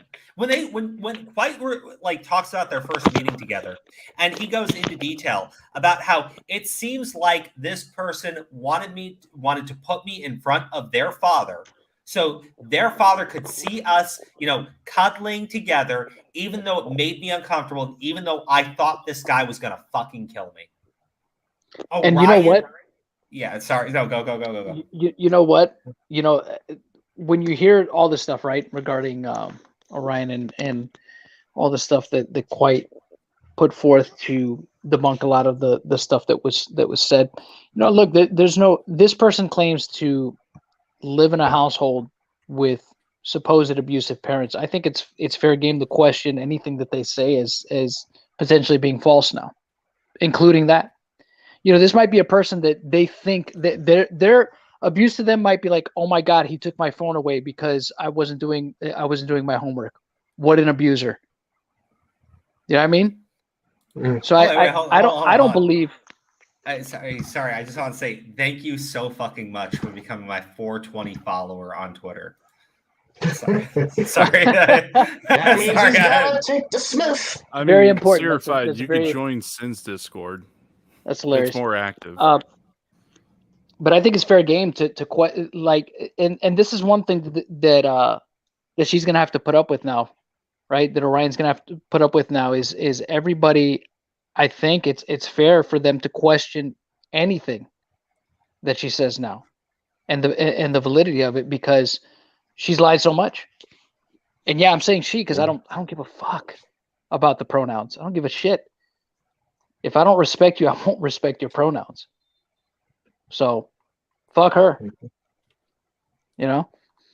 But I think that I think it's fair game for anything, right? To question a lot of this stuff, including the supposed abuse that she says that happens at her parents' hands, right? She says she's been physically abused by them, that she's been verbally abused by them, whatever. I think it's fair to question all that now. Anything that she says now. And that's something that she's gonna have to deal with, especially if she decides that she's gonna be on social media. She's still gonna be on social media after it's all said and done. Everything she says is gonna be scrutinized now, and that's something that she did to herself by doing this shit, by deciding that she was gonna go full retard and go after Quite this way. And not once, but twice, right? Because this is the second time. Am I right? Oh yeah, second time. So. Look how bad it blew up in her face. She thought, "Oh, this time it's going to stick." Well, nah, not really. That didn't go as you planned. And now you're going to have to deal with the repercussions. Now, this is by no means me saying that anybody should go and harass this person or threaten them or anything like that. I'm not advocating for that. I'm not saying that. But I'm saying this is a situation they've created for themselves now by doing this dumbass shit. Instead of just accepting the fact that, okay, look, this guy doesn't want me to be a part of his life anymore. Let me move on and leave it alone. But she couldn't leave well enough alone. And what's interesting to me is, look, if any I talked to you about this. Hold on. About them not leaving people alone. I think that is probably the clear sign of their fractured mental state. They have abandonment issues. They have attachment issues. But here's the thing, though. Look. Quite shouldn't have been. To me, it's obsessive, right? It's obsessive to be that way about this guy, right? Who decided, hey, look, I'm gonna dip. Me and you, we're just not working as friends. You go your way, I go mine. I don't hate you anymore, but I've decided that I can't do this. So you leave me alone. I'll leave you alone. We're good. It's buried. But then they're still plotting in the background to get revenge. And it's like, look, you've moved, and this person, she had moved on with some other guy, right? She had moved on with some other guy, or some other guys. Hold on. Right? You're talking about Orion, right? Yeah. Okay, so Orion almost immediately jumps on with Lord Bung, right? They're in a relationship with Lord Bung, who's like a fuck buddy. They're on and off. And Lord Bung assists them in going after Quite. To me, like their friendship with Lord Bung, I have no clue what it is. I really don't. But it seems like they were willing to use Lord Bung to go after Quite as well. That's their end goal. That's what they want. They have a new boyfriend, girlfriend. I'm not entirely sure what the gender is of the new person, but it seems like they will hook up with people and then try to use them in their crusade against Quite. That's I mean, it's obsession, but it's something sicker than that. Yeah. No, spot on. I mean, I don't disagree. I mean, for Orion to come back and say that, he didn't do it with his dick, it was with his fingers. I'm like, you should have said that to begin with. Otherwise, like, it's unbelievable at this point. Somebody, Quite. Here's the thing about Orion's story. Orion gave a timeline that does not seem to be accurate or true. But based on their interactions, it seemed like between the ages of 16 to 17, that was when Quite started engaging with Orion, who's about 18 to 19. Orion is the adult and was willing to use the minor, to go after their parents, was willing to use the minor for sexual gratification, was willing to use the minor to build up clout for themselves. I'm not going to pretend that Orion at the age of 18 or 19 or even 20 is a mentally mature individual, and that we should really take those cases as them abusing a minor. But I do think it's pretty fucking weird, given all the other times we've seen, very close in age, relationships being blasted out over social media, that we saw literally nobody take issues with Orion being the adult here. Yeah. Nobody at all. But to backtrack a little bit, in the original video from 2018, when they were coming out with their allegations against Quite the first time around, they had mentioned 2 people that have been radio silent on this, as far as I know. That being Zaptai and The Right Opinion, which Orion says is like a very dear friend. So I don't believe him. Tro, Wait. if that is true, watch your back, buddy. I honestly, Tro. Actually, I like Tro. Yeah, Tro's a good content creator. I don't want to drag Zaptai or The Right Opinion or any other content creator that Orion is bringing up and claiming to be a friend of theirs, because they also claim that Quite was their best friend. They also claim that Quite had this really close relationship with them. And it turns out that just doesn't seem to be the case. I mean, yes, they were on good terms. Yes, they did kind of flirt at one point, but it seems like a very different experience for both of the people involved. So when they're saying the TRO, he's like my best friend, we're so close. TRO could have maybe responded to a couple of their DMs once or twice. And in their head, they built up an attachment issue to TRO. Again, and I'm just saying that because if we're going to stick with that logic there, Crow, then this whole thing about them claiming that Pyro had allegedly done stuff to him is just as fictional. Oh, yeah, of course. So I'm just saying, like, if any of those 2, like, catch wind of this, I'd say watch their back or something. Yeah, I want to address this, and I want to talk about the Lord Bung thing. But listen, when it comes down to respecting someone's pronouns, that's on you. You do it if you want to do it. Don't do it if you don't want to do it. The way my brain works, I listen to Orion in that 4-year-old video and voice their behavior. To me, my brain is just that's a girl, like every single time. And I've even tried to catch myself and use they, them, and that, and their, and that sort of shit, or just say that their name directly. But at the end of the day, I personally don't give a shit. I think that respecting someone's pronouns quite literally means respect. Okay. Yep. I wouldn't go out into the middle of the street, see a trans woman, walk up to them and go, huh, you're a dude, right? Like, no, not at all. No, everything is done on an individual basis.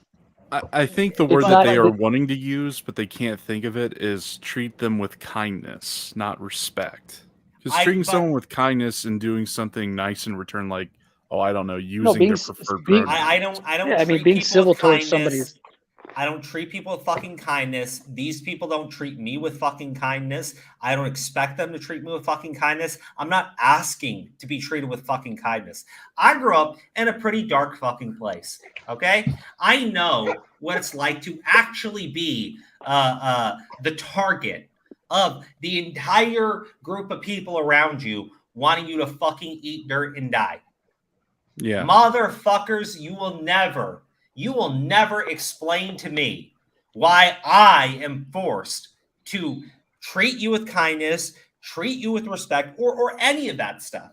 Especially when the actual people that are put to the forefront of your community are some of the most psychotic and deranged and nasty motherfuckers possible. As a Muslim, okay, and I've said this before, if the Muslim community never spoke up when the extremists were out there, especially after the attacks and everything, if we never spoke up, we never said anything, we just kept our fucking heads down and sort of just push the extremists to we support them. Those are Muslims too. All Muslims stand together. Man, I would have actually thought that the overt levels of bigotry and racism would have been somewhat slightly justified. Okay, I had to mute you guys because of the background.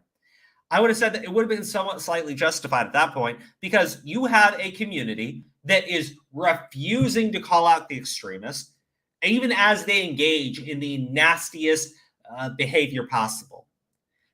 And well, I will say this. Do I think that the trans community is on the level of the ISIS extremist or anything? No. My point is, if you're really against it, if you really don't support it, and it keeps fucking happening in your fucking community, and you can't muster the strength to say that it's not okay, at a certain point, people are going to assume that that is what your community stands for.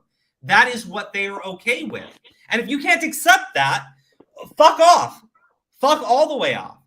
It's got nothing to do with me or anyone else. It's literally you and your community. You address it. You do what you want to fucking do about it. But man, I will say this. Any other group would be treated far fucking differently. Well, Yeah. I take that. Look, I take that back. Every other group has been treated differently than the way that we treat that community. I don't know what you say about that.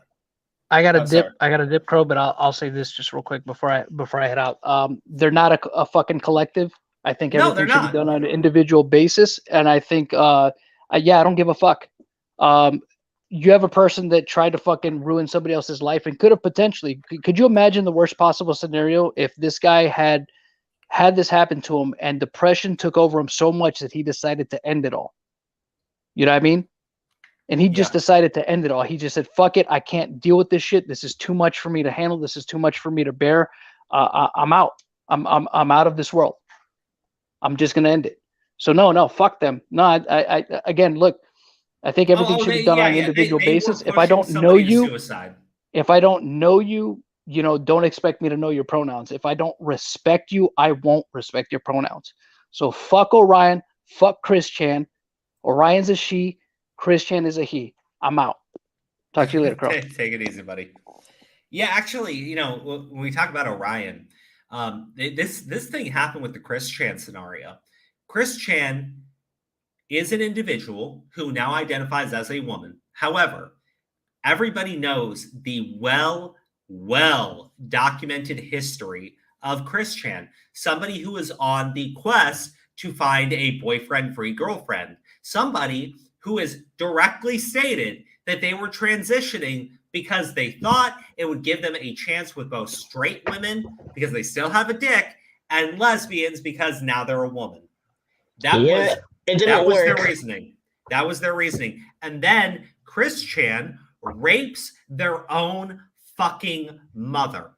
And we are still told you have to respect their pronouns or you're hurting trans people. I will say this. Yeah, fuck that. Most other groups that exist out there would universally condemn anyone who raped their own mother. In the case of the trans community online, especially, they were telling people this person is trans and you not respecting their pronouns is hurting all trans people. And guess who was one of them? Orion. Orion, yeah. Well, I'm just saying, when you do shit like that, when you run to the defense of a mother rapist because pronouns, especially when we know why Chris Chan did it, I don't know what to say. I can point to cases in the UK right now of male rapists who transition before getting sent to prison so they can go to the women's prison. Well documented. Do I think that these people are actually trans? No. Do I think they're taking advantage of an issue in order to, in their minds, gain some sort of advantage? Yes, absolutely. These are bad people. These are just bad people. Pecco Hoomst, I know what you're trying to say here, but everyone's a special case, including Orion. No case is generalized unless if it's a group of people who are committing a crime. Oh no, what I mean though, and they said it here, and I don't really disagree when they say it's a special case, just like you said, Gigi. It is a special case. Everyone has a special case. Okay.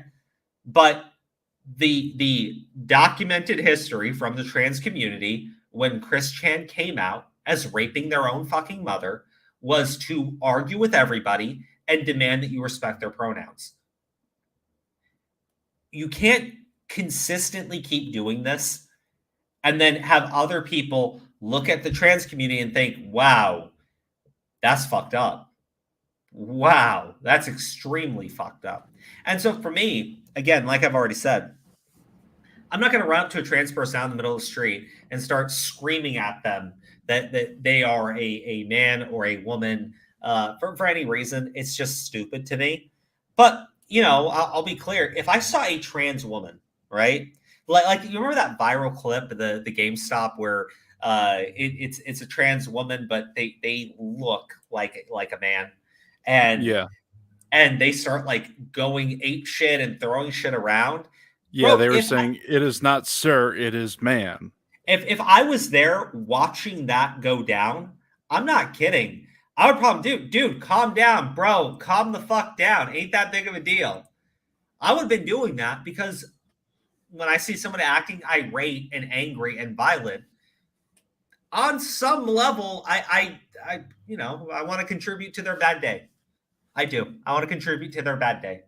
Does that mean that I would go to every single trans person and do that? No. The fact that you think that that's how it works is dumb to me. The fact that people seem to think that, oh, you're only using these gendered insults towards trans people. Fuck off. I call men pussies all the time. I call them little bitches all the time. I use gendered insults for women, and I direct them at men because I know it will get under their skin. That's typically why you insult somebody, is to get under their skin. Yeah, and I've seen another argument within Sin's chat before saying that just because like Jeffrey Dahmer, or not Jeffrey Dahmer, but Ted Bundy had murdered a bunch of women, I don't go calling them she just to insult them. Well, that's the thing. That was never a part of Ted Bundy's identity. They weren't trans. They were just a serial rapist and murderer. Like, you would go and mock them for being a fucking idiot for defending themselves in a court. You go for something that would strike at their ego. And when you have a group of people who are saying, respect the pronouns or you're a bigot, then you know where their ego lies and you strike at that. Well, so, Mina, when you say the trans community is still condemning the action, so does it matter? Everyone's still condemning the action, at least most now. Most now, and well, you're right, people were condemning the action. When people are like, he raped his own mother, you can say they're condemning the action. I can promise you, when I was looking at it, I was watching far more tweets bitching about the fucking pronouns than they were complaining about the fact that Chris Chan literally raped their own mother. So again, I'm saying this in terms of how people perceive your community, not how that community actually is. And perception is reality for most people. And when you want people to, be accepting, man, it looks weird. It looks weird. It's not relatable to most other individuals. Shit like that is not relatable. It looks bizarre, and people question you on why you're fucking doing it. And now, in the case of, just real quick, in the case with Orion, right? Do I think that they're not actually trans or anything like that, like Chris Chan? No, I don't. But at the same time, the reason why you tell people to respect the pronouns is because, again, you want trans people to feel included. You want them to feel accepted because, mental health, right? Or at least that would be my understanding of it. Yeah. But I look at Orion. So hold on. I look at Orion and I say, I don't want them to be accepted. I want them to hurt. I want them to suffer until they've learned a fucking lesson. And then we can go back to being all nice and peaceful and sweet and everything. But no, when somebody does the shit that Orion was doing, literally trying to ruin lives, literally pushing people towards suicide, all because they hate this man, why would I ever do anything that made them feel comfortable in any way, shape, or form? I want them to suffer as much as humanly possible, the same way they wanted other people to suffer. And if they want to come out, right, acknowledge everything bad that they've done, figure out some way to take accountability of it, well, I would change my stance on it, sure. Would I go out of my way to make sure that I'm using the correct pronouns? Probably not. I'm probably still going to fuck it up. I just wouldn't care to intentionally say the thing that I know would make them angry. Yeah, Alucard in chat, you are onto something. If someone's ego is being a macho man and they do something awful, we would attack his masculinity, screw his feelings. Good example of that is Sneeko. Yeah, oh my god, Sneeko, yeah. No, actually, not even just Sneeko. Bro, how many times have you seen an account on Twitter that's got the trans flag in the fucking bio and they're attacking someone's masculinity and calling them a little girl too? I've watched it. I'm going to sit there and go like, you should respect their pronouns. No, I'm like, yeah, it's actually funny. It's actually funny. I have no issues with it. Men biological males, cis men, whatever term you want to use, do not like being called girls. They don't like being called women. They don't like it when it's implied. They don't. I'm sure some do. Don't get me wrong. I know it's a large world, but the majority of that group does not want to be called a little girl, does not want their masculinity challenged. And that is what people do. That is what everyone's done. And we've done it far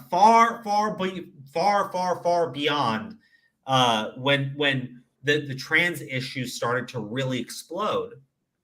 So I think it is a little bit weird to say that you wouldn't use that language if the person wasn't trans. I would. I do it all the time.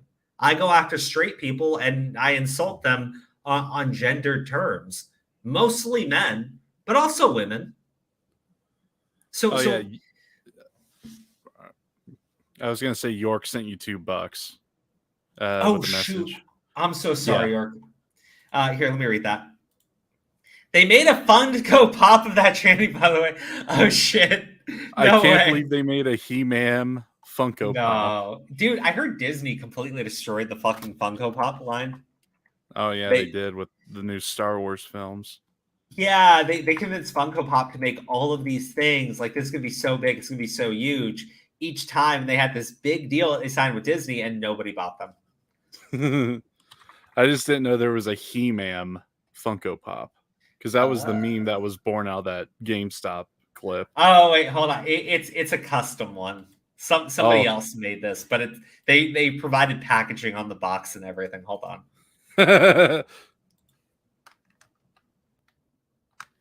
You need to settle down and mind your business, okay? Ma'am, GameStop. God, that is cringe. That's funny. That's funny. It's funny, but I was like, damn, they actually did it. They actually did it. GameStop is the seller of Funko Pops. Oh, God. Their company's dead now. I feel bad for them. But thank you for the super chat, Alvin. I appreciate it. Yeah, even Reggie couldn't save them. Oh, hey, Seth. Crow. Dude, I'm sorry. I didn't know you were streaming tonight. Oh, no, we both did good. That was good. It was a good thing. That was good. I don't think either one of us suffered, honestly. No, I was actually concerned. Dude, I saw you started. I saw you started out by yourself, and I was like fucking concerned. I was like, oh no, Crow's doing it by himself, and then thank God more people joined you, like Vic and John and fucking GG. Dude, I had no idea. He'll be fine. He'll be fine. Yeah, like, to be honest, I thought he was going to stream tonight, but I was like, oh wait, what are the chances he streamed Monday? He'll stream Wednesday. Yeah, no, I thought that too. And then Crow just randomly started. I'm like, well, tough shit. I suggested Thursday because Wednesday was going to be booked with you, Sin, and whatnot. Thursday? No, the reason why is because I've been trying to do like Tuesday and Thursday streams, or at least stream one time of the night. But Monday, what the fuck? Vic, your mic. Oh, what? Oh, hold up. Let me switch mics. Okay. But Monday, I had to talk about the fucking video from Quite. And then today, I told everyone, hey, I'm going to be dropping these videos comparing the story with the Pyrocynical situation with Mewtwo King, and it was 4 or 5 hours ago, I think, longer than that now, where I saw your tweet, and it was the conversation where fucking Orion was, hinting that actually also they were a victim of Pyro. And I was like, you know what, man, that's just too on point. I gotta fucking talk about that. I mean, you know who that comes from, right, Crow? Who? It comes from the tard that was like doubling down on the Orion stance, trying to the grift off of it. Sully J, the legend. Sully J. You know, I'm gonna be honest. Me and the Cult of Sen really trolled the shit out of him, and he lost his fucking mind. I think that's the greatest thing he fucking did. Honestly. He legit lost his mind. It was amazing. I loved it. Well, here's my question though. Before we move any further, how exactly were they a victim of Pyro? Is my question, or is this just bullshitting? Just for more They attention? never elaborated. Yeah, it's just bullshit. So if you don't elaborate, like, was in the next after, saying that, then I don't believe you. You can see it in the wording there, Vic. They said they may or may not have been a victim of Pyrocynical. Yeah, you don't sound credible if you say may or may not. Well, it's like this.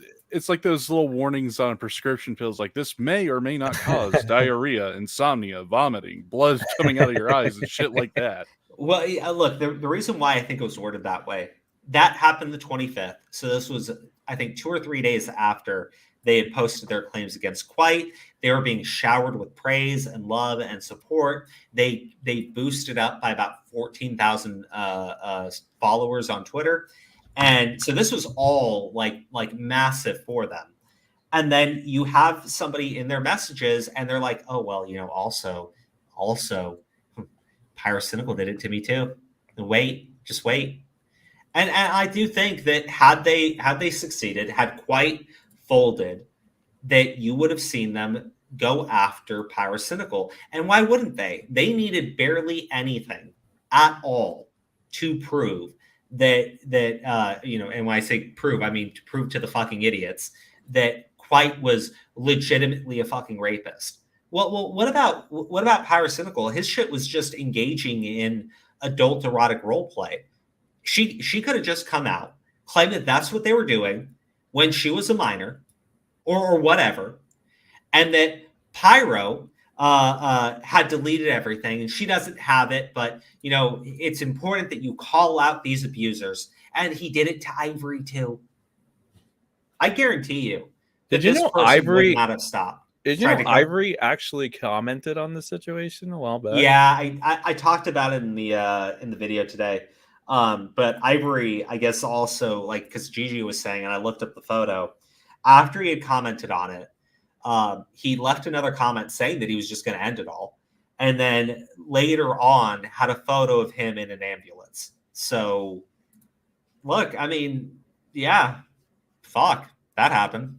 Yeah. I mean, Ivory, whether or not if it was just his own delusions that did, or if it was just collateral damage of Orion twisting their mind into another position to where they convinced themselves that it was the right thing. You can't help but blame Orion for this. Oh yeah, and I wouldn't give any type of excuse to what Orion did, to what Orion was engaging in. It's very obvious to me, at least, that at this point, given how they've reacted to Quite's response and everything, going protected, picking through tweets and deleting the bad stuff that can be used against them. It to me, I think what happened here, and I think the reason why they felt so brazen and lied about things that Quite could easily disprove, is they were looking at the situation from 4 years ago. They were remembering how easy it was to make Quite fold under the pressure. They already know he's anxious. He's not good with pressure. He's not good at dealing with the public, right? That's why he does everything with his face completely covered. I think in their heads, all they had to do was levy the accusation against Quite, and either two things would have happened.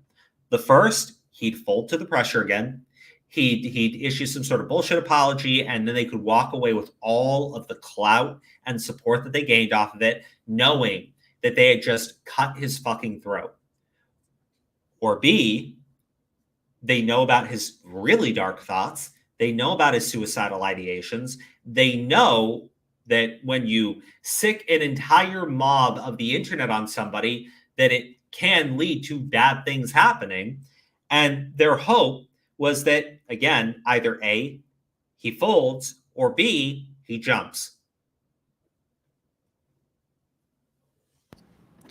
I mean, that's the only thing you could come to looking at all the messages and their own statements. Like, I know your family. I know all your secrets. It's like twisting the knife ever deeper. Well, when they said that they knew all of his secrets, look, I didn't really, nobody really knew what they were referring to. And then quite revealed it. And at that point, like I was saying, you know, he doesn't need to go through the details of revealing something that deep and personal and embarrassing for him. But no, he probably did. He probably did, because eventually Orion was going to reveal about him.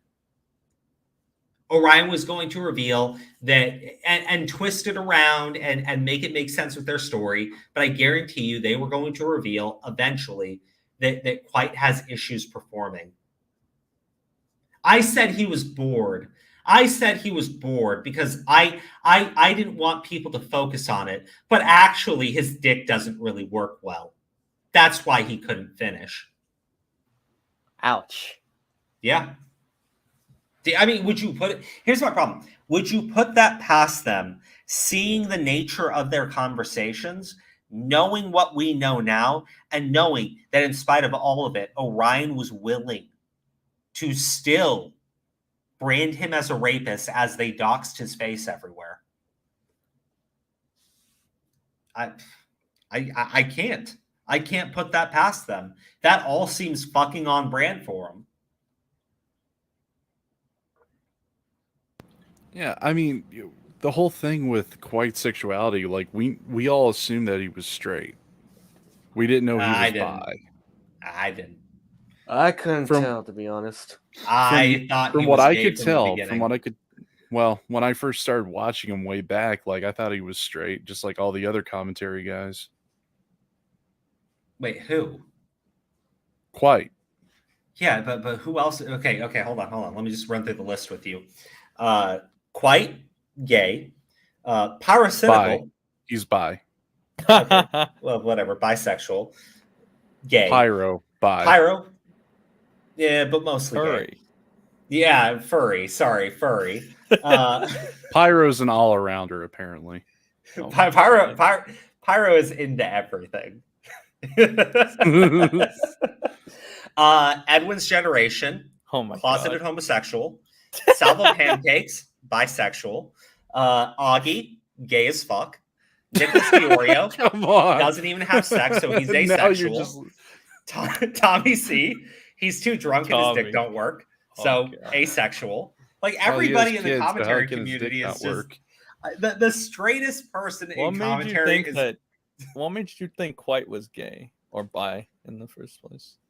His community. Nah. I mean, he's a lefty, but I'd say yeah. the straightest man on in all of commentary is Tipster because he cheats with other women. I mean, at this point, you're probably not wrong. Yeah, but here's the twist on that, and we've seen Tipster very heavily push trans Tipster on people and push the femme art of himself onto people. I'm telling you right now, give it another couple of years, Tipster will come out as trans, leading the only, literally the only straight person within that commentary circle, Keemstar. Well, Crow, come on. Tipster said that Titster looked like his sister, so incest sexual? Maybe, I don't know. If Tipster is trans, that means he's lesbian. Yes, exactly. Okay, there you go. I don't get where you guys like had this perception that people in commentary were straight. These are like the gayest motherfuckers to me. Well, what about you, Crow? I'm married, and I'm not in commentary. I left the commentary community behind, you know, no homo or anything, but Goddamn. Listen.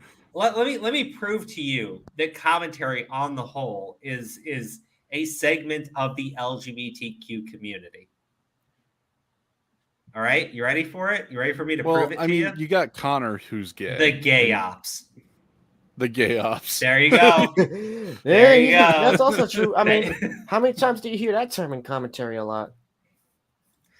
All the time, apparently. Exactly. So let me get this straight, Crow. What you're saying is the leaders of the commentary community are made up of gay men mostly, and the followers are a bunch of pedos, like Channing and whatnot. Not straight men mostly. Is What I would the say. fuck? What? What is this conversation? Look, no. He was sitting there going like, I thought Quiet was straight like everybody else in fucking commentary, and I'm just pointing out the biggest names in fucking commentary gay as fuck. I think Augie will make a Christian woman very happy one day. What? You mean his fucking gay roommate in the closet? No, Dude, not No, Connor. Look, okay. look. Connor's I get it. Look, if Connor goes trans, then yes, Augie would be Connor straight. body Tommy C like lately. It was actually really amazing. Like, I'm being like a total dick because poking fun of Augie and everything. But honestly, I was watching his video and I was like, I'd say it's a good video. But I'm guessing that's Connor that's sitting in the corner with the cross mic. That's Connor. I like the That's part Connor. where he smoked the cigar and shit and he choked. Oh, he did? Yeah, he choked on a cigar. Yeah. Wait, hold on, guys. I don't know if that was he takes done the for initial comedy or drag. not.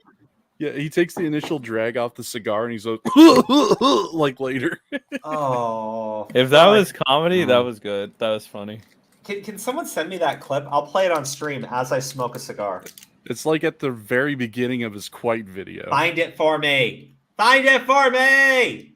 Lazy. Seriously, I'm not. I am lazy, but I'm also taking the cigar out right now, and it takes a second. Hear the crinkling.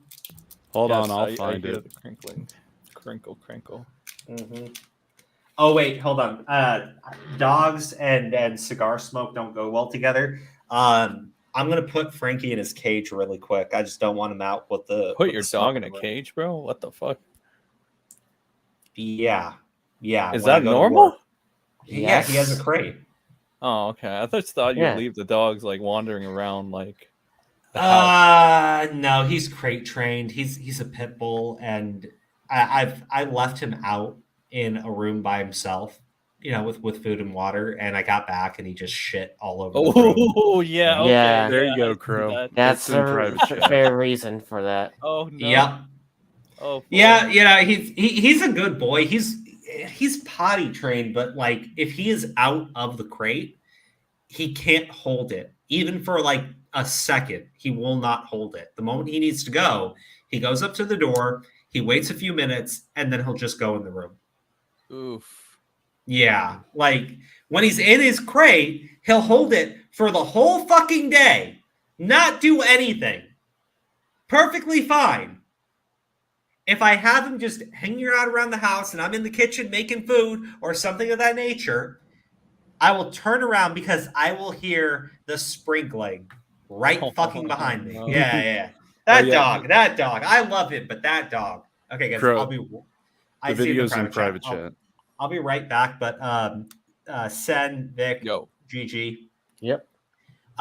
One thing I did want to ask you guys about is sort of the response now that's been going on with certain channels, because there were a lot of people that literally did wait. Other content creators did wait, didn't talk about it, and wanted to hear from Quite. I can respect that, but I'm curious what you guys feel the reaction now from everybody is, and do you think that they should have tried to talk about it sooner? Because I watched a couple videos and it seemed pretty clear to me that most of them were, or at least they're implied they were heavily skeptical of what was going on, but I couldn't find any real comments from them when shit was actually going down. Maybe that's just me. I wanted your guys' perception on that. I'm gonna keep my headphones in. Let me just put Frankie in his crate here. I would say the one who had the most contact with Quite was Nuxtaku, admittedly, by himself in his new video about it. mainly Oh, because yeah. he was helping him throughout this whole situation. I think Nux should have came out and maybe did like some vocal support, like, I don't know, don't believe what you've heard, or at the very least be skeptical about it. I think he played it right, personally. I think everybody, at least the ones that talked about it, like, what was it, Moist, I think, Nux, they handled it in a professional way. Because at the same time, you know, there's always like that what if for them or something, or maybe it just doesn't look good for their brand. Yeah, to because just go out. you can't blame for hesitating for trying to defend someone they know. The reason being is because, regardless, it feels like in some way or another it's going to be a lose-lose situation for them. Because if they feel like say a homie they've known for a while, someone's going to give them shit for it just for that reason. And, Again, that just reinforces the idea that there's no such thing as internet friends and whatnot. Yeah, I know. Yeah, I mean, they're more part. they're more associates, I think, on a network basis rather than actual friends. Well, I mean, the way how Nux was talking about it, it sounded like they were more than just associates. Like they were like true blue friends. Yeah, they sound like actual homies in that regard. So the only ones I've known who. I just want to say, because I haven't talked about the Nux thing very, very much at all. But I'm a big fan of Nux Taku, and watching his like Velva reaction videos have been pretty entertaining. But that is an actual good and decent person. And Nux Taku, I remember when they tried. Yeah, he's been through some bullshit too. Yeah, but he stood by Quite, right? He worked with Quite. And for him to, and Nux Taku is not a fucking commentary channel in the first place. So him not taking the time to upload a video on it and instead is working to help Quite with his response in the background and provide him with support. Quite did hint at that. Quite did say that there were people that he knew very well that reached out to him in private and said that they were going to wait for him to respond before they talked about it. And if you're one of those individuals, I can't feel bad. Like I can't feel bad. I can't say you should have said something, because the most important thing I do believe would be if you had contact with Quite to reach out and make sure he's doing okay. And that's what Nux Taku did, and I know that's what some people did. But then I'm just from my perspective, if I was in Nux's shoes, I would actually go out and do something. I'd like not go out and churn the waters and whatnot, stir the pot. But I would have at least made a statement if I was in Nux's position. I mean, maybe. Like, I understand though, because if he's in communication with Quite, I don't know. Maybe Quite asked him not to say anything until he put out a response. Because if Nux had said something, and another individual who knows Nux knows they know Quite, I can understand, especially in Nux situation, not like putting something out there and openly defending Quite until Quite's response drops, and that's probably because of a conversation that he's having with Quite in the background. I'm just going to point this out. It was small commentary at the end of the day that was pushing for Quite's innocence, or at the very least calling out the bullshit. Oh, who is that one individual? And I apologize because I don't have his name. Is it Sleepy or Sheepy or something? Sleepy. Yeah. It's spelled weird. I'm honestly not. I know. I had the same problem initially. But I saw people were like, "Oh, look, he's milking this for content." I'm like, "Good, fucking good." He's calling out something. I know the fucking person you're referencing with that, and that's just because they had a beef, and that's like his entire point was literally, "Yeah, you're still shit talking me, so I'll just point this out."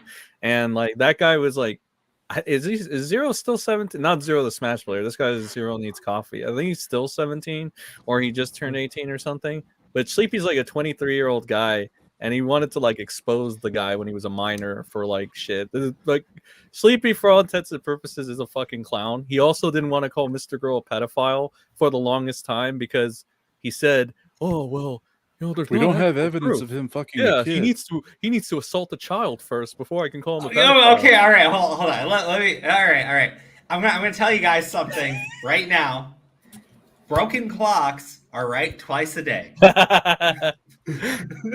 Yeah, no, I made him. What about admit to Buster Mr. Alive? Girl. He's a broken tooth clock. Oh, that fucking idiot. That's another one. He's still looking at good Sneeko content because Sneeko was like his inspiration or something. I don't know if the cuckoldry applies to it. Probably does, but it was Andrew Tate, not Sneeko. No, it's Sneeko too. Well, that was just it was Sneeko, Andrew Tate, Aiden Ross, and whoever the fourth wheel was in that Meat Canyon video. He really likes them red pillars, man. You're gonna make a man out of you. You know, I've been so focused on the thing with Quiet, I have not talked about fucking Sneeko, and I'm not really interested in talking about I'm Sneeko. interested in talking about Sneeko and Moist Critical because Moist Critical has been fucking him up. That's the one thing though. I like that reaction that I had when I was watching fucking Moist Critical just whip out his fucking guns and then pull out the fucking rifle. I'm like, God damn it. Yeah. He's like, let me just say, and I know I'm being the gun grammar police, but this is not a clip. This is a mag. All right. Just like this is a mag. He's calling him a fucking, I'm like, yeah, because Sneeko bought a gun. He probably never fired the gun. Probably never will intend to fire the gun. Will probably run away before he ever goes for the gun. You can tell by the freeze frame that he doesn't have trigger discipline. Oh, true. And the thing is, I'm not going to pretend I'm like this massive like gun nut. I've got a whole locker, but no, I've got mine, right? And for me, the one gun that I probably screw around with the way that I saw Sneeko doing is a fucking revolver, and I almost never have it loaded. It's not. It's like a cowboy revolver, and I love just the fact that I have the revolver. But yeah, like you don't cavalry revolver. Yeah, like you know what I mean though, and I mostly it's a show thing for me. It's not like the greatest gun ever. But I love it. But I was watching Sneeko fuck around. I was like, dude, what the fuck are you doing? He's gonna shoot his camera. God damn, you're fucking dumbass. Remember, you're not in the Devil Artemis universe. But Sneeko is just, oh god, he's an Andrew Tate fangirl, fake fucking Muslim, right? He's one of those people. And he also did gay porn. He did gay porn. Yes. I mean, I thought you were gonna mention the fucking. You're not kidding, are you? Yeah, like 2 years ago, he did a gay porn photo shoot. Oh boy, Christ. Well, here's my thing with the guy like Sneeko, right? It's such low hanging fruit, and it really is. It really is. And I'm just because when I talk about something, I want to contribute something of my own to the situation, my own opinions, my own thoughts. But man, I'm not entirely sure there is much I can say about the Sneeko guy that hasn't been said by the whole of the fucking internet, and this motherfucker hasn't proved to everybody. The one thing that I did think was interesting, I did want to talk about, is the idea that he's a cuck. Because I saw people saying, I was like, oh, is he really a cuck? Or is people just calling him that? He got like mad. But I saw someone call him a cuck. And then he turns around and goes like, I'm proud to admit what I've done. But if you want to see me in real life, we can go anytime. And it's like, bro, like you're proud to be a cuck. But when someone calls you a cuck, you're threatening to go jump them and beat the shit out of them. I mean, it enforces this idea, and I can't remember who said it. It was like Yellow Flash or Tug or one of them. But they were like, nobody wants to be a cuck. Nobody actually, or maybe it was Ricada, but they're like, nobody wants to be a cuck. Nobody wants to be a cuck. Even the cucks that say they love being cucks don't want to be a cuck.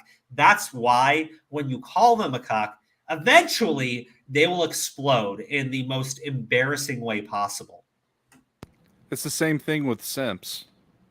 Oh, yeah. Just look at Tipster. He exploded whenever someone called him a simp. Fucking Tipster, man. Oh, homie. But yeah, like the whole thing with Sneeko, I don't know much about him, but I did hear, like I saw it in a video somewhere, that he was in a gay photo shoot for a porn magazine. Wait, I'm just. The thing is, like, when it's a situation that's gotten that big, I really want to like verify certain things like that, only because a lot of shit gets said, and I honestly don't know if it's true or not. Dude, You know I what saw mean? the picture. He was like fucking dolled up with makeup and glitter What and the everything. Oh no! He was It was a dolled deep up fake. with makeup. It's a deep fake. Sneeko, run!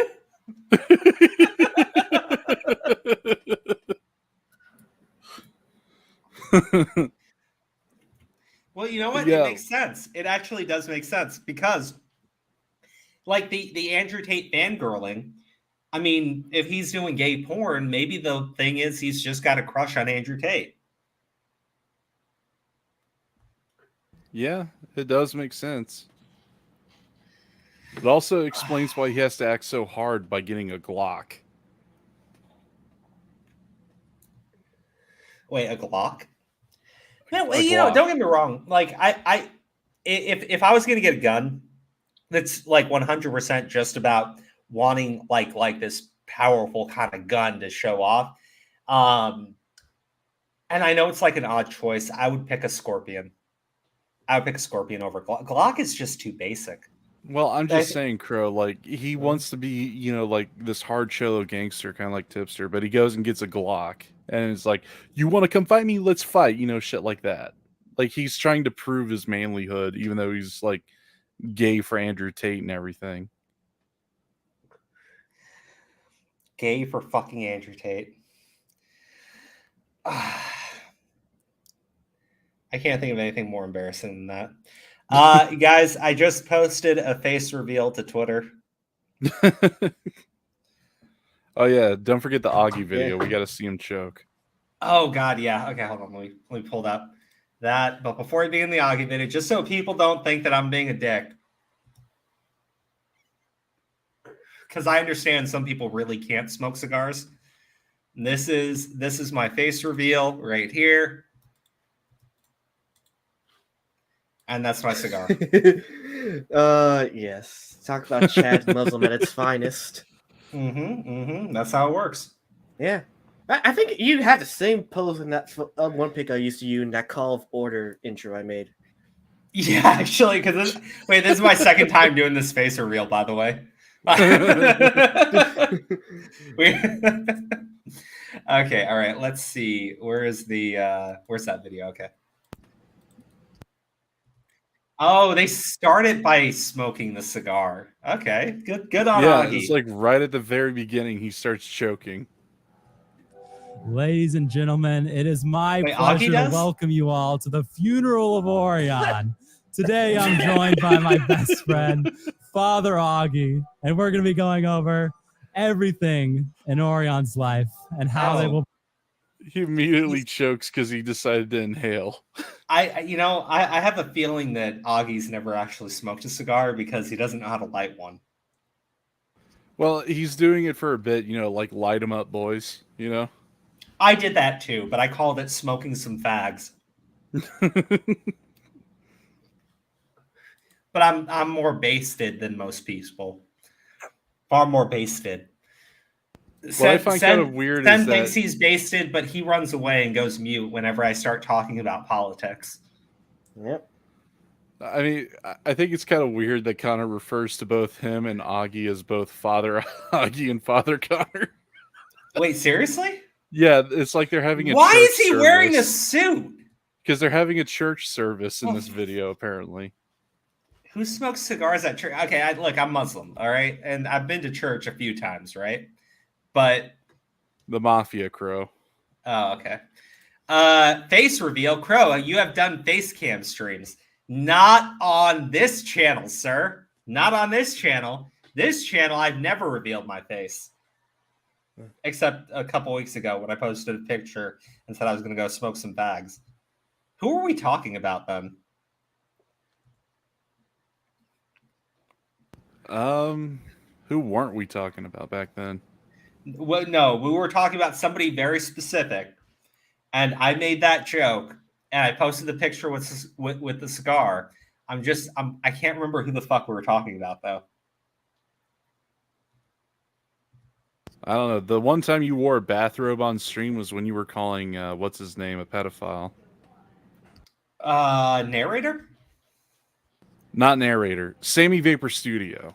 Oh no, this was after the Sammy Vapor stuff. This was definitely after the Sammy Vapor was back when it was Crows of Judgment. Dude, Sammy Vapor was a fucking freak though. Oh yes, he was. Remember that stupid puppet video he made? I wanted the puppet and he wouldn't give me the puppet. It was really fucked up. What, it was Tommy C? No. Oh. No. Maybe though. I really don't like Tommy. Crow just looks like his PFP. No, that's not true. My PFP has short hair. I grew my hair out like crazy. And every time my wife, like anytime I talk about wanting to cut my hair, my wife's like, no. Like she acts like I just said I was gonna cut off my arm. I was gonna say, you know what's kind of funny is I know Sammy Vapor's stalking in the chat. Because I caught him in Sin's chat doing that during the whole Ari situation. Oh, that's weird. I don't know. I don't think that he would be stalking this channel just because a lot of the old subscribers from Crows of Judgment didn't switch over when we started up Comic Crow. So I'm sure he's stalking. Well, they found the channel, guys. Of course he does. Comic Crow. You know what's funny is I actually got him to make a 20-minute video on me because I trolled him on Twitter. Red Kylo Ren. Red Kylo Ren. What the fuck is wrong with me? Red Kylo Ren. What is? Are you high? I did. The cigar gives you more of a elevated feeling. Oh, okay. I thought you were high. I was high earlier. Now it's just a cigar. Okay. But Red Kylo Ren goes, I trust Quiet as he poured his heart out in his response. And I don't take this as me insulting you, and please don't. I don't really agree with what you said there. And let me explain why. I think it's very easy in most situations to be manipulated by your own emotions, even if that's not what the other person is directly intending to do. So when you say, oh, I stand by Quiet because I saw his video and I trust him because I saw his emotions. On some level, I think that that's okay. But the real reason why I think most people should be pouring all of that support and trust and faith in what Quiet is saying to be accurate is because Quiet dropped a mountain of evidence. All right. I believed Orion was lying for various reasons, all of them very apparent, all of them very easy to see. With Quiet, I don't know, at least up until the video and all the evidence dropping, I didn't know if Quiet had, maybe had been a dick to them, right? They had a bad breakup and Quiet, treated them like garbage afterwards. And I think that's closer to the reality for a lot of people. But then Quiet shows up and Quiet shows, no, actually, I was being abused. I believe him because he showed the evidence. I'll just say this, like the amount of evidence that Quiet dropped is more than what the IRS would get in a regular audit. Fuck. You're not wrong. I mean, just think if he printed off all those messages, the amount of paperwork would take up an entire fucking shelf at the IRS.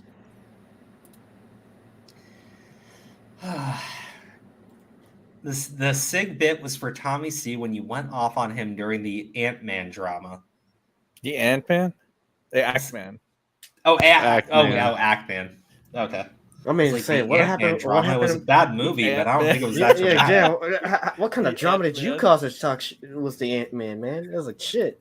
The Ant-Man. Listen, I said Scott Lang's daughter was kind of cute, and I got called a pedophile. I don't know, man. Oh yeah, I mean the actress herself, Catherine Newton. I think she's cute. Yeah, she's only like 2 years older than me. Ant-Man's mom at 3 a.m. I think that's what he's referring to as the fucking honestly J-Station joke. No, wait, but no joke. I went to go see the Ant-Man movie, and I was like, "There's no way she's a fucking teenager." Right when I was watching, because I was like, "How far did they do this fucking time skip?" Yeah, she goes that's weird. Because the thing she went from being 8 years old. Okay, I want to say like 8 years old in the first movie a completely different actress, of course. But like 8 years old in the first movie. A couple in Endgame, of years, she was at least a teenager. In Ant-Man 2, she was still a kid. She was still a little kid. Yeah, and in Endgame they did the time skip because remember he like. But the time skip was 5 fucking years. Yeah. She became a full-grown adult. What the fuck happened? It's like if she was 8 years old in like Ant-Man 2, right? Well, basically, yeah, around that time frame, she would be about. She should be 13. 13, 14, depending on what time skips they do, and then they skipped a few years. It's probably like 17.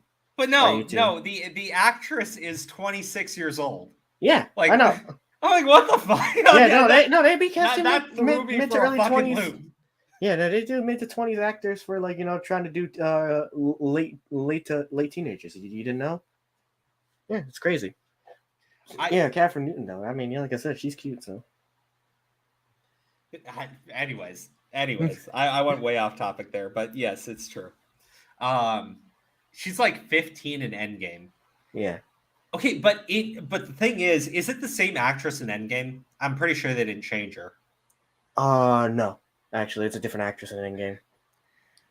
Oh, you got to be kidding me. Okay, so basically, she's gone from being 8 years old, a 5-year time skip, and then she's 15. Okay, and you could say, a couple of years also passed. 14, whatever. 15, yeah. 14, 15.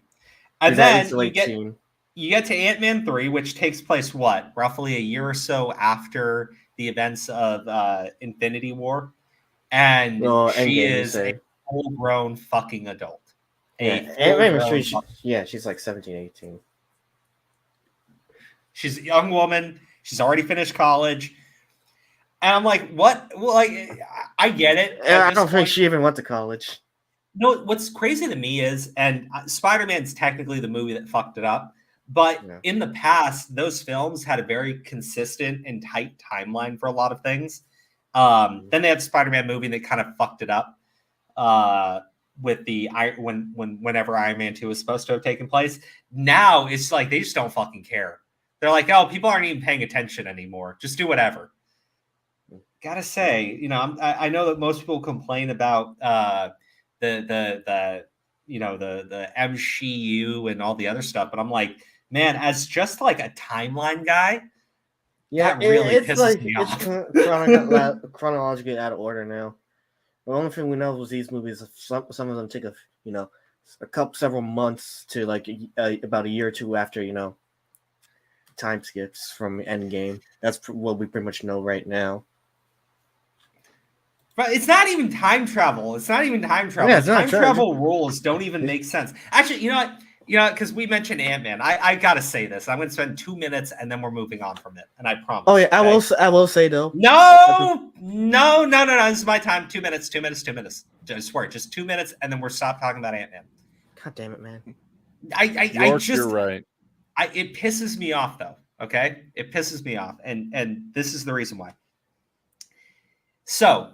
In Ant-Man 2, okay, they get Scott Lang's wife, Janet Van Dyne, out of the quantum realm, okay? And at the end of the movie, they are all, Scott, Janet, their daughter, Hope, they're all fucking around with the quantum realm. They're all fucking around and doing experiments and other random shit with the quantum realm, all right? Yeah, and then in Ant-Man 3, she's only so fucking scared about going back to the quantum realm. Like, well, she goes like, "Oh, you dropped a signal down there? So stop it, kill it!" And I'm like, "Yeah." Well, here's the thing. You know what pissed me off about it? She was being a fucking idiot in the entirety of that film. I was like, this could have been just avoided if you just explained the reason to why you told them at any time, but you kept your mouth shut the entire thing. That's what pissed me off so much. They had a literal fucking space god come from fucking space with magic fucking gems that instantly evaporated half the fucking population, okay? But you're telling me that since that point, you couldn't explain to them, hey, in the quantum realm, there's a really dangerous bad person in there, and you shouldn't go down there. Even though you were perfectly fine to fuck around with it in the last movie.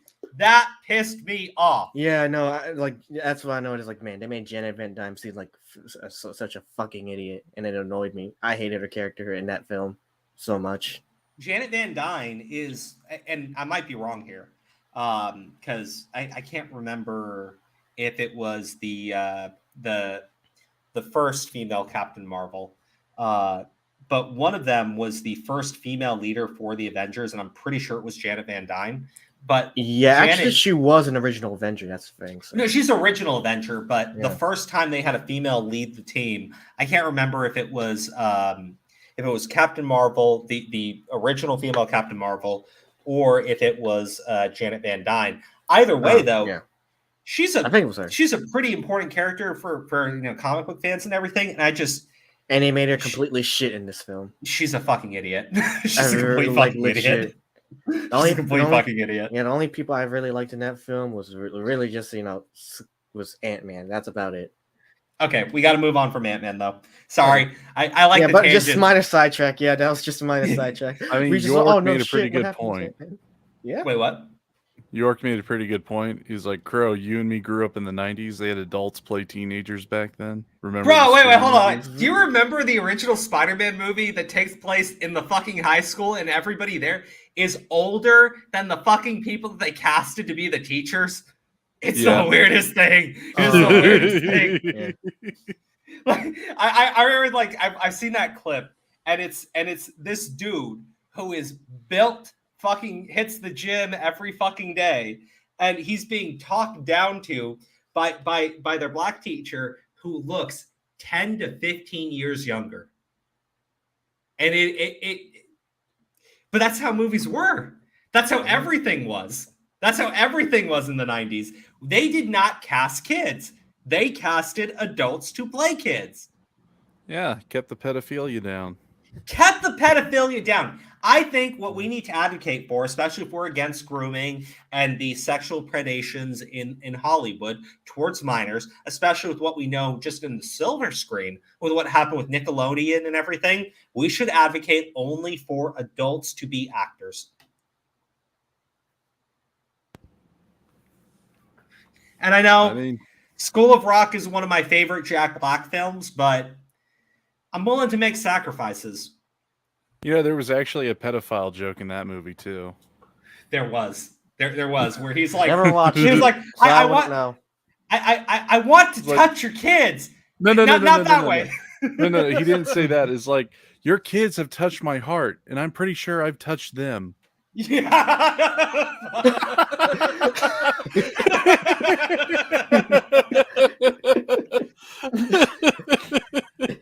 Spider-Man clip. Okay. I gotta. You guys gotta see. Yeah, no. When I hear that, it reminds me of a bridge to line of Maximilian Pegasus. It's like, I want to touch children. That's like, oh no, touch the hearts of children. I was like, yeah. Oh my god! Wait, have you guys watched any of the AI president voice memes?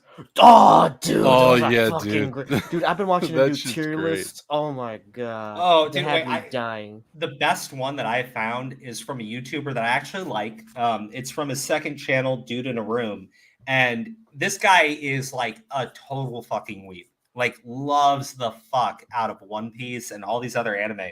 And so he does the presidents doing a podcast in which they discuss One Piece, and it's just Biden and Trump fighting with each other. It's the funniest shit send possible. me that? I need to. No, we're gonna review it. We're gonna review it. Come on, man. We're gonna review it to close up the stream, and you're gonna love it. We're gonna watch it together. I will say though, my favorite ones so far is when they did when the presidents were doing the Sonic game tier list, which was great because they did all the jokes the original Tobey Maguire Spider-Man. Okay, let's.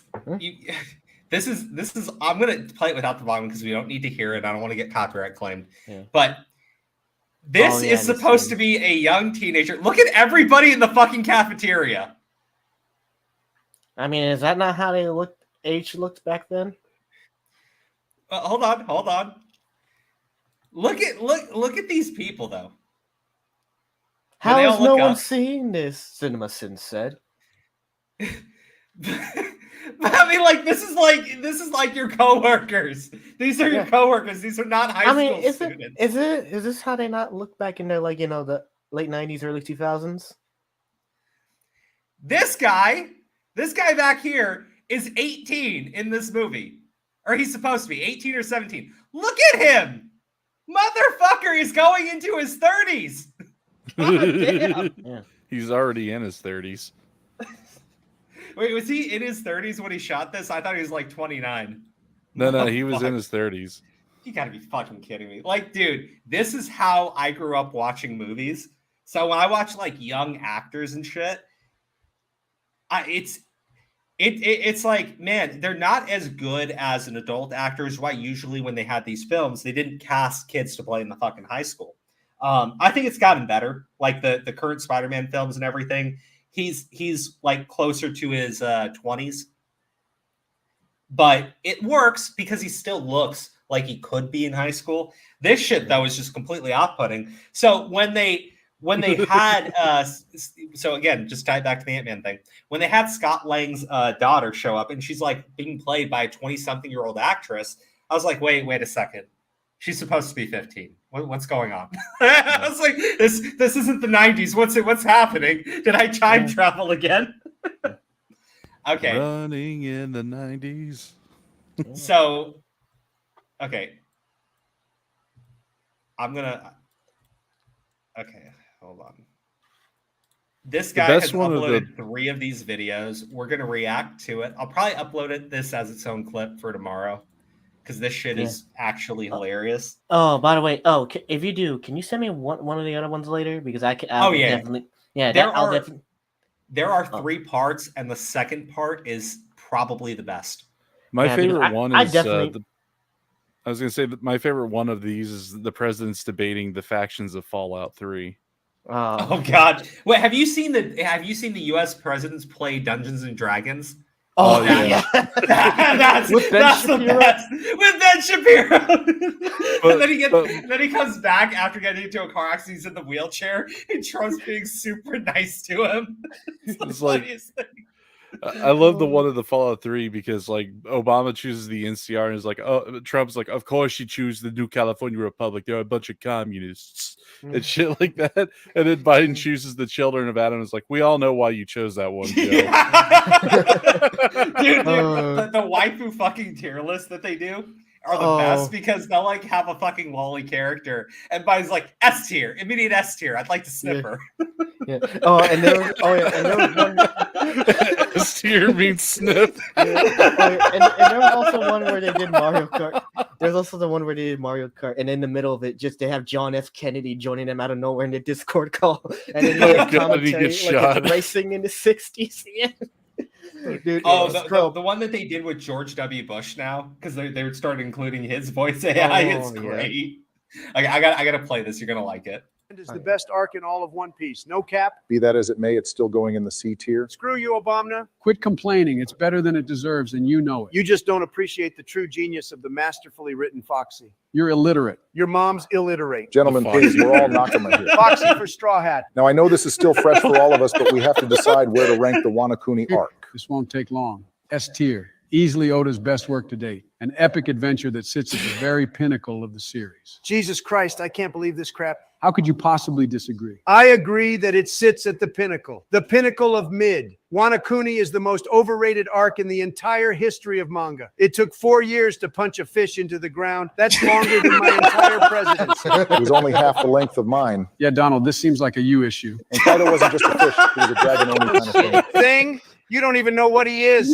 Maybe if Oda didn't rush his flashback, we wouldn't have this problem. I will agree that Oda could have given more time and development to Kaido, but Wanakuni had already gone on for so long by then. I think he got plenty of time. Did you even read the arc, Sleepy Joe? Falling asleep next to a volume of manga doesn't count as reading. Like you can read. You were anime only up until last year. That's because I appreciate voice acting and seeing things in color. Unlike you, I didn't grow up watching things in black and white. Donald, the problem is the pace. I agree that the voice actors add a lot to the anime, but every episode is so dragged out. So it's no different to the manga Wanakuni then. Worst arc of all time, obvious C tier. How can it be both the worst and a C tier? I think C tier is a little low. There was a lot to like about Wano Kuni. Act 1 was superb. The Odin flashback is a crowning moment of the series, and the increased focus on Zoro was much appreciated. What focus? Oda revealed Zoro's parents on SBS for Christ's sake, and whatever happened to the Grim Reaper, that plot line went nowhere. Worst arc of all time. Obvious D tier. I agree. After building up so much focus on Zoro, Oda really dropped the ball there. But overall, Wano Kuni is still a phenomenal arc, and you know it. Phenomenal crap. Donald, what about Gear 5th? Surely you can't deny how amazing that was? Yeah, Gear 5th was great, but there's a kernel of sweet corn in every big, beautiful dump.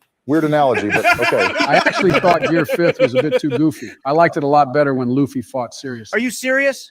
Gear 5th was the only redeeming part of this entire arc, and you didn't like it? I just wanted the climax of the arc to be a bit more serious. I mean, we're talking about Luffy finally defeating an emperor of the sea. Yonko. What? It's Yonko. What the hell is a Yonko? It means 4 emperors Yubaka. Learn Japanese. In the official translation, it's In the official translation, it's Zolo, Joe. Effing Zolo, for Christ's sake. How can you read that garbage? because it's the most accurate translation to convey the actual story. Yeah, well, in the story, it's supposed to be Zoro and not Zolo. Nakama, please. We're supposed to be talking about Wano Kuni. Worst arc of all time. Obvious E tier. Rocky's putting it even lower. He's obviously trolling. You know, someone disagreeing with your trash takes doesn't make them a troll. It makes them a perfectly well-balanced human being. True. I mean, for crap's sake, if people knew about your trash takes in 2020, then I wouldn't have lost the election. Donald, I'm going to need you to justify your opinion here. I personally wasn't the greatest fan of Wano Kuni, but you need to articulate what you didn't like about it. It was too short. What do you mean too short? You just said it was too long. It was too long until it was too short. Donald, you're making less sense than the filler arc where Luffy fought a dugong. That was a perfect dugong. Joe, I'm actually in Donald's camp here. I do think the ending of Wano Kuni was very rushed. Everything after Gear 5th was paced very strangely, as if Oda was desperate to just move on and forgot to properly end the story. I think it was paced just fine. You would, you dick rider. You probably have an annual pass to Oda's house just to ride his dick every day. You and I both know he's too busy to be giving dick rides, Donald. Wrong. His dick doesn't draw the manga, Joe. How do you know that, Donald? Maybe that's how he gets so much done every day. Nakama, please. We need to get back on track. Now, the most disappointing thing about Wano Kuni to me is that Yamato didn't join the crew. Yamato was never going to join the crew. You were delusional if you believed that. Wrong. Oda clearly set Yamato up as a crew member. Then why isn't Yamato on the crew right now, Joe? Because Oda is clearly planning something else for Yamato down the line, you idiot. Dick rider. Illiterate. Personally, I was more disappointed in Carrot not joining the crew. Oh my God. Rock, you Dick can't rider. be serious. Illiterate. Oda had been building Carrot up since Whole Cake Island. She was the obvious choice and would have made an S-tier lookout. Only if the S stands for shit character. I agree with Donald. Carrot had potential, yes, but Oda pushed her into the background during Wano Kuni and made it clearer than Absalom that she wouldn't be joining. I disagree. I think Oda could have made it work. Spoken like a true furry. That means nothing coming from someone who unironically loves Foxy. Your opinion means less to me than Lelouch Kingdom did to Emu. He's the best villain in the series, and you have yet to make a convincing argument otherwise. Foxy for Straw Hat. What about the Odin flashback? Surely we can all agree that was amazing. Oh yeah, peak fiction, one of the best written characters in all of One Piece, and it was wasted on a flashback. I still vividly recall the moment where they landed on Laugh Tale as one of the greatest in the series. You know what would have made Wano a decent arc? Here we go again. Wano would be decent if the raid failed. Barack, he's doing it again. The raid should have failed. It was the only possible way to create a sense of narrative tension at that point. Donald, the only way the raid would have failed is if it was one of your businesses. F you too, Joe. Donald, we've been over this on our weekly One Piece podcast. What purpose would the raid failing serve? It would add stakes to the narrative. Delicious, juicy, tension-filled narrative stakes. And taking another 2 years to publish a whole second raid. I don't mind waiting for peak. You just complained that Wano Kuni was too long already. Is your senile mind completely incapable of comprehending the nuances of storytelling? It was too long in some places and too short in other places. You're just upset that your headcanon didn't come true. No, I'm upset because Oda fell off. Nakama, please. We all know that Oda has not fallen off. After all, Egghead Island is a superb arc so far. Oh yeah, peak fiction. Easily one of the best written situations in all of One Piece. Except it's painfully easy to figure out who the traitor is. The alliance between Luffy and Rob Lucci was unexpected but perfect for the moment. And the mystery aspect is a very fresh take on the series. Good. You see, no one has fallen off. we haven't Oda had may that have just had a before. bit of a stumble during the finale of Wano Kuni. Worst arc. You're the worst arc. Wrong. I accomplished more in my 4 years of presidency than Oda did with his 4 years of Wano. Are you seriously saying that Wano Kuni was worse than Syrup Village? The arc that turns the most people off the entire series? I will admit that Usopp's design is not for everyone and that Kuro's plan was stupid. However, Syrup Village was still peak Oda before he got bogged down in unnecessarily long and convoluted story structures. Donald, it takes time to tell a good story. We we needed that time to properly explore the vassals. The vassals? Oh, please. Kiku didn't even visit Izo's grave. Oda barely gave them any development, and their fight against Kaido was a colossal disappointment. I really enjoyed Raizo's fight. Oh, please. That waste of time? All they did was stand there doing nothing for 30 chapters. It was a reference to the will of Kazuki Oden, you dumbass. He stood there boiling in the pot for his vassals, and Raizo standing in the flames was his own personal trial. You clearly understand nothing about narrative and character depth. It's a fight that grows on you in retrospect. Although I agree it may seem a bit underwhelming compared to the worst generation versus the Emperors. Oh yeah, peak fiction. One of the best fights in all of One Piece. Except it's a shame they ruined it by having Luffy fight Kaido one-on-one. That fight was the culmination of everything we as fans had been waiting for during the past 10 years. Wait, Sleepy Joe, who's your favorite member of the worst generation? Don't tell me it's Trafalgar Law. It's obviously Trafalgar Law. He has the coolest design, the most OP devil fruit, and deserves his own spin-off series after One Piece is over. I couldn't think of a more mid opinion. Well, who's your favorite member, Donald? Useless Captain Kid. You mean useless Captain Mid? You take that back. Oh, please. Law carried Kid throughout the whole Big Mom Useless fight, and you Captain know Mid. it. I'd say it's the most disappointing. He says he's got the most We're OP. almost at the- He has the most OP devil fruit, even though it's called the OP no Mi. Dude, I love that fucking comeback though. You mean useless Captain Mid? Wait, no, hold on. The thing I actually did like about this, the guy who made this is obviously a One Piece fan. He clearly pays attention to the community because most of the things that they're talking about with Wano Kuni, these were the conversations people were actually happening, right? Oh yeah. It drags on in certain areas, and then right at the very end, Oda rushed the ending. Right? There's a lot of things that he does not pay off. And typically what Oda will do, he'll do a small hint towards something and pay it off later. But the whole thing with the Grim Reaper showing up for Zoro is never once mentioned again. It's never paid off. I don't know if that means it's being saved for the next arc, but it was a little disappointing. Like everybody thought that Zoro faced death or was going to die or something. And it's never brought up again. So, sorry, we're at the very fucking end. I had to talk about that. I had to talk about that because I'm telling you, Crow, this is why we need to have a stream where we're dedicated this stuff just to the nerd shit. Oh god, but these Dude, are a great. One Piece stream would be great. I'm gonna do one more. I'm gonna do one more of these, but let's just finish up the ending. Disappointing thing I'd ever seen from Kid. However, now that he's fighting Shanks, I'm sure he'll top that disappointment in no time. Kid low diff Shanks. You're delusional, just like all Kid fans. I wasn't delusional when I slept with your mother last night. Yes, you were. My mother's dead, dumbass. Nakama, please. We still have to finalize the ranking for the I just love the Wano Kuni arc. Nakama, Now, I don't please. think it's perfect by any means, but it's still a fantastic achievement of storytelling within the manga medium. I suggest putting it in B tier for now and seeing how it appreciates with time. Too low. Too high. Which means it's just right. Now, next up, we have the Marineford arc. Worst arc of all time. Obvious F tier. No, dude, wait, bro. Yeah, Worst arc of all time. Obvious F tier. He's got Ace's hat on when he says that. I know. Wait. The next one is the. Oh, I was gonna say, Crow, you should have played the one I sent you. Oh, dude, I have to play this. I have to play this. This is the funniest fucking one. I guarantee it. This one is the funniest fucking one. I guarantee you. I'll play yours after. But you have to listen to this. Effectively, the strongest and most physically attractive character in all of One Piece. We're going to have to agree to disagree on that. You're just jealous of his thick, girthy neck, Obama. Donald, can you stop derailing the podcast? I'm supposed to be watching Film Red with Jill at 6 o'clock. More like Film Brown because it's absolute excrement, complete waste of time. Nobody asked for One Piece the musical, and Shanks was barely in it. Nakama, please. It's true. It's true. Uncomfortable Shanks phallic is barely in the similarities. He keeps talking about penises, Barack. Swiftly moving on. Our next email question comes from Hillary's private server 44. Who do you think would win in a fight, Zoro or Sanji? Zoro. Sanji. Are you effing serious, Joe? Oda confirmed that Zoro was the second strongest in the crew by putting him in the chapter 1031 color spread. Oda didn't confirm anything. He just drew all the vice captains. Then why did Oda draw Beppo, Joe? What? Why did Oda draw Beppo as the vice captain of the Beppo. Heart Pirates? You should know as well as I do that He's the Beppo, panda. Penguin, and Shachi are the joint vice captains of the crew. Don't you ever dare question my knowledge of the Heart Pirates, Donald. Answer the question, Joe. No, Why Beppo's did the Oda draw polar bear. Beppo?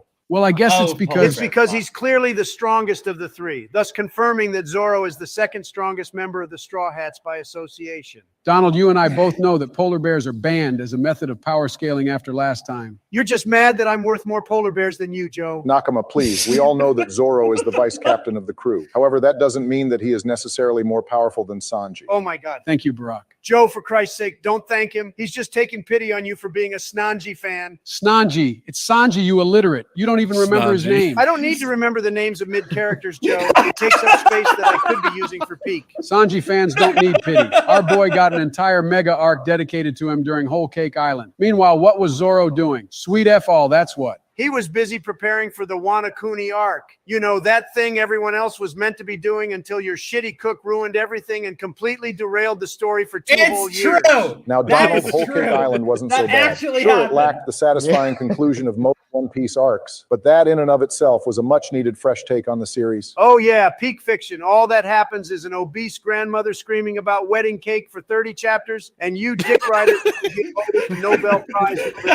Did you even read the grandmother screaming about wedding cake?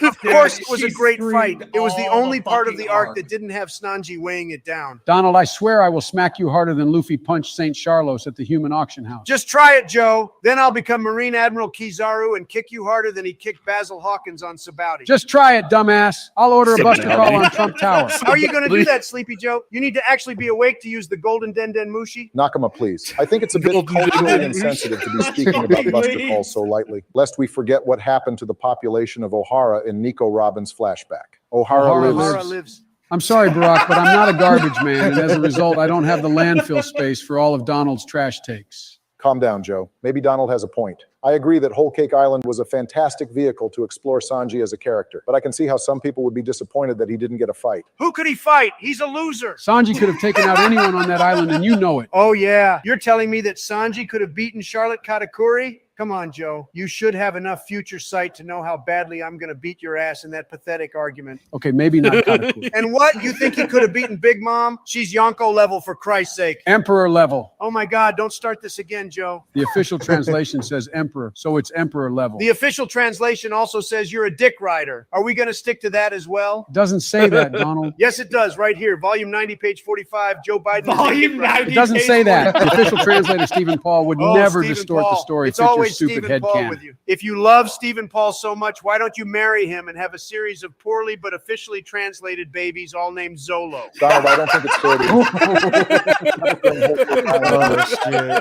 but post-Wanakuni Sanji is a different matter entirely. Barack's spitting pure facts. Sanji beat Queen during the raid on Onigashima. That clearly makes him commander level. Yonko Commander 2, maybe? But Zoro beat King. That obviously makes him Yonko Commander 1 level, if not outright Yonko level. You're full of malarkey, Donald. You and I both know that Zoro is not emperor level. He's not even an emperor. You don't have to be a Yonko to have Yonko level power, Joe. Yes, you do. Otherwise, we wouldn't call it emperor level. I think it varies from emperor to emperor, remembering that Buggy is not considered one of the 4 emperors. That's right, Obama. That means that Buggy is officially stronger than Snanji. Malarkey.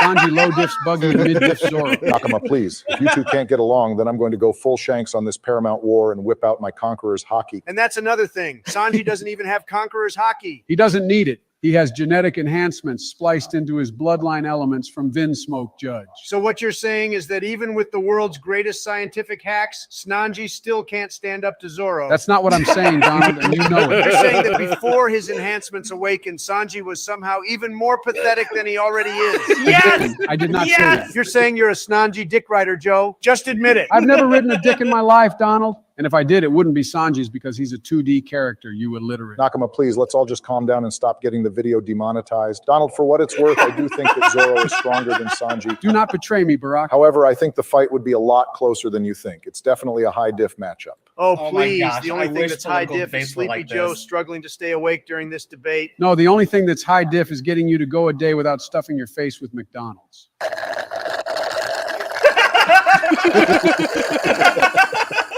A day without McDonald's is a day wasted, Joe. About as wasted as Zoro would be after fighting Sanji. I think Joe raises a fair point. Again, if this were pre-time skip Sanji we were talking about, then it would obviously go to Zoro no contest. However, post-time skip Sanji has received significant buffs in speed, power, and durability. You know what else he received during the time skip? Don't you dare, Donald. He also A received a very nosebleed. pretty dress from the Okama. We agreed not to talk about the dress. You know who's never worn a dress? Zorro. Barack, he won't stop talking about the dress. Donald, there's nothing wrong with wearing a dress. Even Luffy briefly wore a dress during One Piece film Gold. Yeah, for comic relief, which is exactly what Sanji is. Dress-wearing comic relief. Even on Egghead Island, his new outfit is a joke. Sanji doesn't need a cool outfit, Donald. He's a character of substance and isn't defined purely by aesthetics like Zorro. Oh yeah, peak character. The biggest challenge he has to overcome in every arc is figuring out which pair of boobs to simp over. Joe, I'm with Donald on this one. Sanji's behavior towards women in the series is a relic of a time gone by. The pervy jokes don't work as well for me in 2023 as they did in the early 2000s. You know who doesn't need to simp to get women? Zorro. He's such a Giga Chad alpha that they all just come to him. Hiyori, Tashigi, Viola. Viola was not attracted to Zorro, dumbass. I wish I Joe, was every Zorro. woman is attracted to Zorro. But she spent most of her time with Sanji. Yeah, but she was thinking about Zorro. No, she was thinking about how to save her kingdom from the tyranny of Doflamingo. Oh, please. She wasn't even thinking about that before the Straw Hats arrived. Did you know that Viola had sex with Doflamingo, Joe? You're making that up. It's in the SBS, Joe. Learn to read. I hate to say it, but Donald is correct. In the SBS of Volume 83, Oda confirmed that Viola had One a, of them quote, adult screaming illiterate, relationship the with other is Doflamingo, screaming adding that that he can't Dressrosa read. is a, quote, truly passionate country.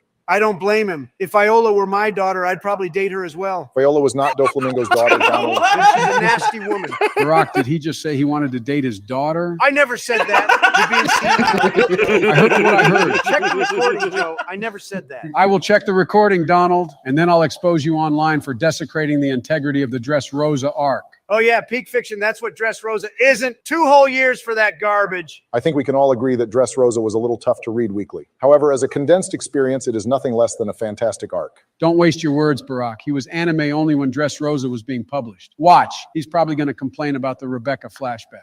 I actually really enjoyed the Rebecca flashback. Even though they cut back to it over 40 times in the Nobody anime. likes Come on, that. man. There were more Rebecca flashbacks than presidents of the United States. Reusing content is a smart business move, Joe, but I wouldn't expect you to understand that. It was meaningless repetition that did nothing but make me emotionally numb to the plight of Rebecca and Soldier Son. I get the need to pad out weekly episodes, but why keep coming back to that one particular flashback? Because it was a perfect flashback. It was a constant reminder that at the heart of One Piece are the feelings of the people and the friends we meet along the way. Donald is making a surprising amount of sense here. Plus, how can you not be on board with the story of a father and his hot daughter? Barack, you just did it again. Don't change the subject. We were talking about It is not a foregone conclusion, Donald. Luffy, Zoro, and Sanji are called the Monster Trio for a reason. Now, Joe, we all know that the Monster Trio is a fan-made term and not an official title. And in fact, post-Wano, there's an argument to be made that it's the Monster Quartet with the addition of Jinbei. Oh my God. Barack, do you hear what you're saying? There is no evidence whatsoever to equate Jinbei to anyone in the Monster Trio. Come on, Joe. Jinbei is a think fisherman Jinbei karate is master, a stronger veteran than hockey Sanji. user, and he used to be a warlord of the sea. 100%. Shichibukai. Stop it with your weeb malarkey. Learn Japanese. I'm not saying that Jinbei Learn is necessarily more Japanese. powerful than the Monster Trio. I'm just saying that he should definitely be in the discussion. Horrible take. I agree with Donald. This is a rare Barack L, and it reminds me of that time where Sanji and Zoro had to team up in the Groggy Ring to win the Davy back fight. Foxy for Straw Hat. Knock him up, please. We still have yet to come to a satisfactory conclusion regarding the issue of Zoro versus Sanji. For what it's worth, I think that Zoro is both stronger and more driven. However, Sanji is both faster and a demonstrably better tactician. If they were to fight in the series, then I suspect that it would be a coin flip outcome. I'm not happy about this, Barack. Take the dub, Joe. It's better than Snanji deserves. Now, our next question comes from Obama Llama 69. Who do you think would win in a fight, Shanks or Mihawk? Mihawk. Shanks. Are you effing serious, Joe? Okay. We're gonna do one more. We're gonna do one more. We're gonna end the stream. Okay, this is this is the Sonic tier list. The Sonic tier list you want me to watch. Oh god. Okay. Oh yeah, And this guys, was hilarious. Just you wait. If you guys like if you guys like us watching this and reacting to it, I'm gonna put my Twitter handle. It's in the chat right now. Okay, follow me on Twitter. All right, my DMs are gonna be open. Send me a DM with a link to one of these videos you'd like us to watch and react to on stream. Yeah, and my also send it to favorites. me because Send it to Vic too. 224 Yeah, because- Vic is his Twitter name. yeah, and also because I do I'm starting to do reactions on this, so this would be great to get a variety of things to react to regarding this. Oh god, yeah, like this is the best shit ever. Yeah, I've been meaning to start that. I hadn't had a chance to, but I was like, I'm starting like probably like later tomorrow or Friday. Okay, here, let me update this. There we go. So I've got one hand with the cigar and the other hand with trying to type. There you go. Send DMs to either myself or Vic with what President AI ones you want us to react to, the tier list, them playing Dungeons and Dragons. I have a couple of the Dungeons and Dragons ones that I want to play that you guys are gonna like, including including the decision to save Donald's life and sacrifice themselves. It's fucking great. It's fucking great. But send me the ones that you guys think are funny and want us to react to. We'll be live tomorrow night and we'll go through a few of them, okay? All right, let's hit play though. Fucking Christ, Joe. Sonic won the first one in a tier. Get the fuck out of here. Take your fucking meds, Grandpa. I have to agree. I think Sonic 1 is a decent platformer, especially. Are you fucking kidding me, Obama? You know what came out in 1991 besides Sonic 1? Super Castlevania 4, give me a break. There are precisely two good zones in the game. Super Castlevania Green Hill 4 is Zone good. and Starlight Zone. The rest are all shit. Not even going to mention the cancer that are the special zones. Listen, you fat orange fuck. Sonic 1 is the only classic Sonic game that I would consider challenging. Now, I don't believe it is the best, but I like it for the challenge. Your election-denying ass probably got filtered by Labyrinth Zone. Bullshit, Pedo Joe. I'm able to beat the game with all 6 Chaos Emeralds. Pedo Joe. Your ancient ass probably can't even make it out of Marble Garden. Look, Joe, I appreciate Sonic 1 for its challenge, but there's no way I'm putting that shit in a tier. Maybe B at best. Fine, whatever. Let's just move on. Now on to Sonic 2. Pretty sure this is at the very least a tier high. Best game in the franchise, S tier. Game is easy as fuck and puts me to sleep, and the quality nosedives once you reach Metropolis Zone. No, Sonic 2 is amazing. Joe, are you serious? Sonic You 2 is complain fucking about the game's amazing. difficulty, then say it goes to shit once you reach the actual hard part. You goddamn idiot. And you complain about Sonic 1's special stages when Sonic 2's has the fucking half pipe. You child-raping Epstein flying ass can't even make coherent arguments. Name me one stage in Sonic 1 that's as good as Mystic Cave Zone or Chemical Plant. That's right, you can't. Hell, you probably forgot about the stages that are in Sonic 2. Your Alzheimer's is probably setting in. Settle the fuck down, Donald. Joe is right. Sky Chase Zone and Wing Fortress Zone are pretty horrible. I'll give it an A. You people don't know good taste. If it hit you in the face, you apes will probably put Sonic CD below A tier. Sonic CD is fucking annoying. You can never convince me Wacky Workbench is a Wait, good did anyone zone. ever play Wacky that? Workbench is the weakest part of the game, I but the did. Japanese OST Was it is the good? best in the franchise. I agree with It the was Donald A okay. tier. At least Thank you, Joseph. You know you may be an old demented child sniffer, but it's nice that you finally got it. I remember getting all the time stones and getting to Metal Sonic after I had sex with 2 Russian hookers. Sonic CD at least belongs in A. Sonic CD is like half annoying shit and half good stuff. I like the idea of time traveling throughout the zone and the environments and layout changing as a result. But getting the speed to do it is hard to maintain since the level design is so buns. boo-hoo, you have to learn the level layout of a Sonic Bud game Light to play made well this. and do the extra content. Who made it? Cry me a Bud river, Lights. Barack. These games were made to be replayed and mastered. That's what You know the what, Joe? guy That's said probably by the Sonic smartest thing you've Josh. said all Oh, month. blacks. Maybe your mental decline ain't so bad. How the hell can you guys enjoy the level design of CD? I'm not giving CD anything higher than B tier. You know what? We live in a democratic society. All those in favor in putting Sonic CD in a tier say aye. Aye. Fuck you both. For the sake of moving on, I'll put it in the A tier. To be honest, I'm surprised Trump didn't try to overturn the vote. Fuck off. Okay, now on to something we can all agree on. Sonic 3 and Knuckles the cream of the crop. Easiest S tier of my life. The game is too long and gay. Sonic 2 is better, not to mention it's split up into 2 games. So really, we should look at Sonic 3 and Sonic and Knuckles individually. Donnie, I know you say a lot of fucking dumb shit, but that is the most room temp IQ take I've ever heard. Look, Barack, frankly, Sonic 3 and Knuckles is overrated. Shut the fuck up. You have the best lineup of zones in the entire series, an OST done by Michael Jackson. An amazing Yeah! story, Oh, 3D fuck, I mascot forgot about platformer that. with Yes. no dialogue, visuals that push the Genesis to He was its limits, uncredited though. and the introduction of Knuckles. Yeah, he didn't. There is Which no other place dumb for it other because, than like, top man, tier. that would have been great for that game. It is the culmination of everything that the original Sonic team learned during their prime. To be fair, Sandopoulos was pretty ass. Skill issue, get good shitter. Sonic 3 and Knuckles is top, and that's final. Jesus Christ almighty. Okay, now on to a game that we can all agree on. Man, how did Sonic Team get 3D so right on their first try? To be honest, I'd rather play the Sonic, Tails, and Knuckles levels rather than Mario 64. Adventure is A tier. Okay, let's not go that far, but I agree Sonic Adventure is A tier. Really, the only parts that I don't like are Big's levels, which honestly are Yeah. not so bad by its own merit. It just doesn't fit with Sonic. Glad we can No, all it agree. I doesn't. hope we can also agree on the other top tier 3D Sonic. Get the fuck out of I here, haven't played Obama most of the Sonic recent Adventure 2 Sonic top games, tier. so I'm really You curious only what they like have it to because say. you can self-insert as Shadow F tier easy. What the fuck is that supposed to mean? I swear to God, Donald, I'm going to jam my foot so far up your... Wait, what are we talking about? Take your meds. Take your meds. Okay, Sonic Adventure 2. The game is pretty dog shit. The speed stages are just linear hallways with no alternate routes. The treasure hunting has that stupid ass limitation for finding only one emerald. And the mech stages, dear God. Oh wait, hold on, everybody in chat. Okay, Yes. if you've been paying attention to these voice AI memes, I realize I've got another probably 15 minutes on the cigar in my hands. So I'm going to play one more after this. Okay, just one more after this. Whichever one the people in the chat link to me, that one I will play.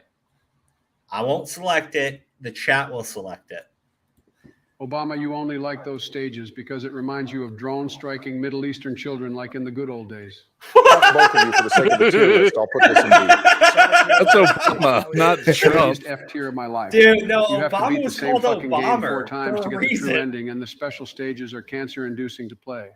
Not to mention those slippery ass controls, and even the music is weak. Can you even compare what I'm made of to Open Your Heart or Live and Learn? Nope, Oh, I mean, still. Agreed. Now on to another That shit sounds game, pretty good. Sonic 06 Easy F tier. I'm not going to lie, Sonic 2006 is a guilty pleasure of mine. Explain, you stupid election-denying retard.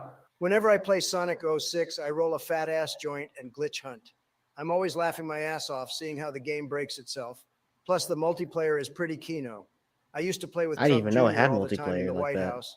I'd I play never as knew. Silver and fling him into bottomless pits. He'd always cry and It was shit. GameCube. So basically, you lobotomize yourself into enjoying a shitty game and bully your son in the co-op. Yeah, pretty much. You guys got to come to Mar-a-Lago, Florida, so you can try the multiplayer. I'd rather staple my wrinkly ball sack to the ceiling. I'd come over if we were playing Sonic R on the Saturn. None of that Gems collection shit, though. Did Geriatric Joe just shit on Gems Collection? Focus, boys. Sonic Unleashed is personally one of my favorite games in the series. Personally, I'd give it an F. Truly the last Sonic game with soul, beautiful art style, fantastic story, and a wonderful globe-trotting theme. The Werehog is fun, and its platforming really isn't that bad. Also the most challenging 3D Sonic game to date, which for real ones is a bonus. Dog shit game. Oh man, I love running down boring ass straight lines during the day and doing gay God of War Skill ripoff issue. combos at night. C tier at best. Your dumbass likes 06. Anything you say is fucking worthless. Barry put that shit up in S tier. Hell nah, Chief, this shit ain't GOAT material. But is an A tier game? Fine. Sonic Colors, what a tremendous game. Unique environments, fire ass music. This game really brought Sonic back to his roots. True. A tier, maybe even S tier. I have funny memories with this game. I remember being disappointed by it and reading Trump's tweets about my birth certificate being fake on the same day. Good times, no hard feelings. Can you agree to put colors lower? Oh my God! Dude, that was the best one! Coaster are some of the most visually interesting Sonic zones since Sonic 2. Barack, you can even use the GameCube controller for it. That earns it an A at least. How does having GameCube controller support earn a slow-ass game like Colors an A tier?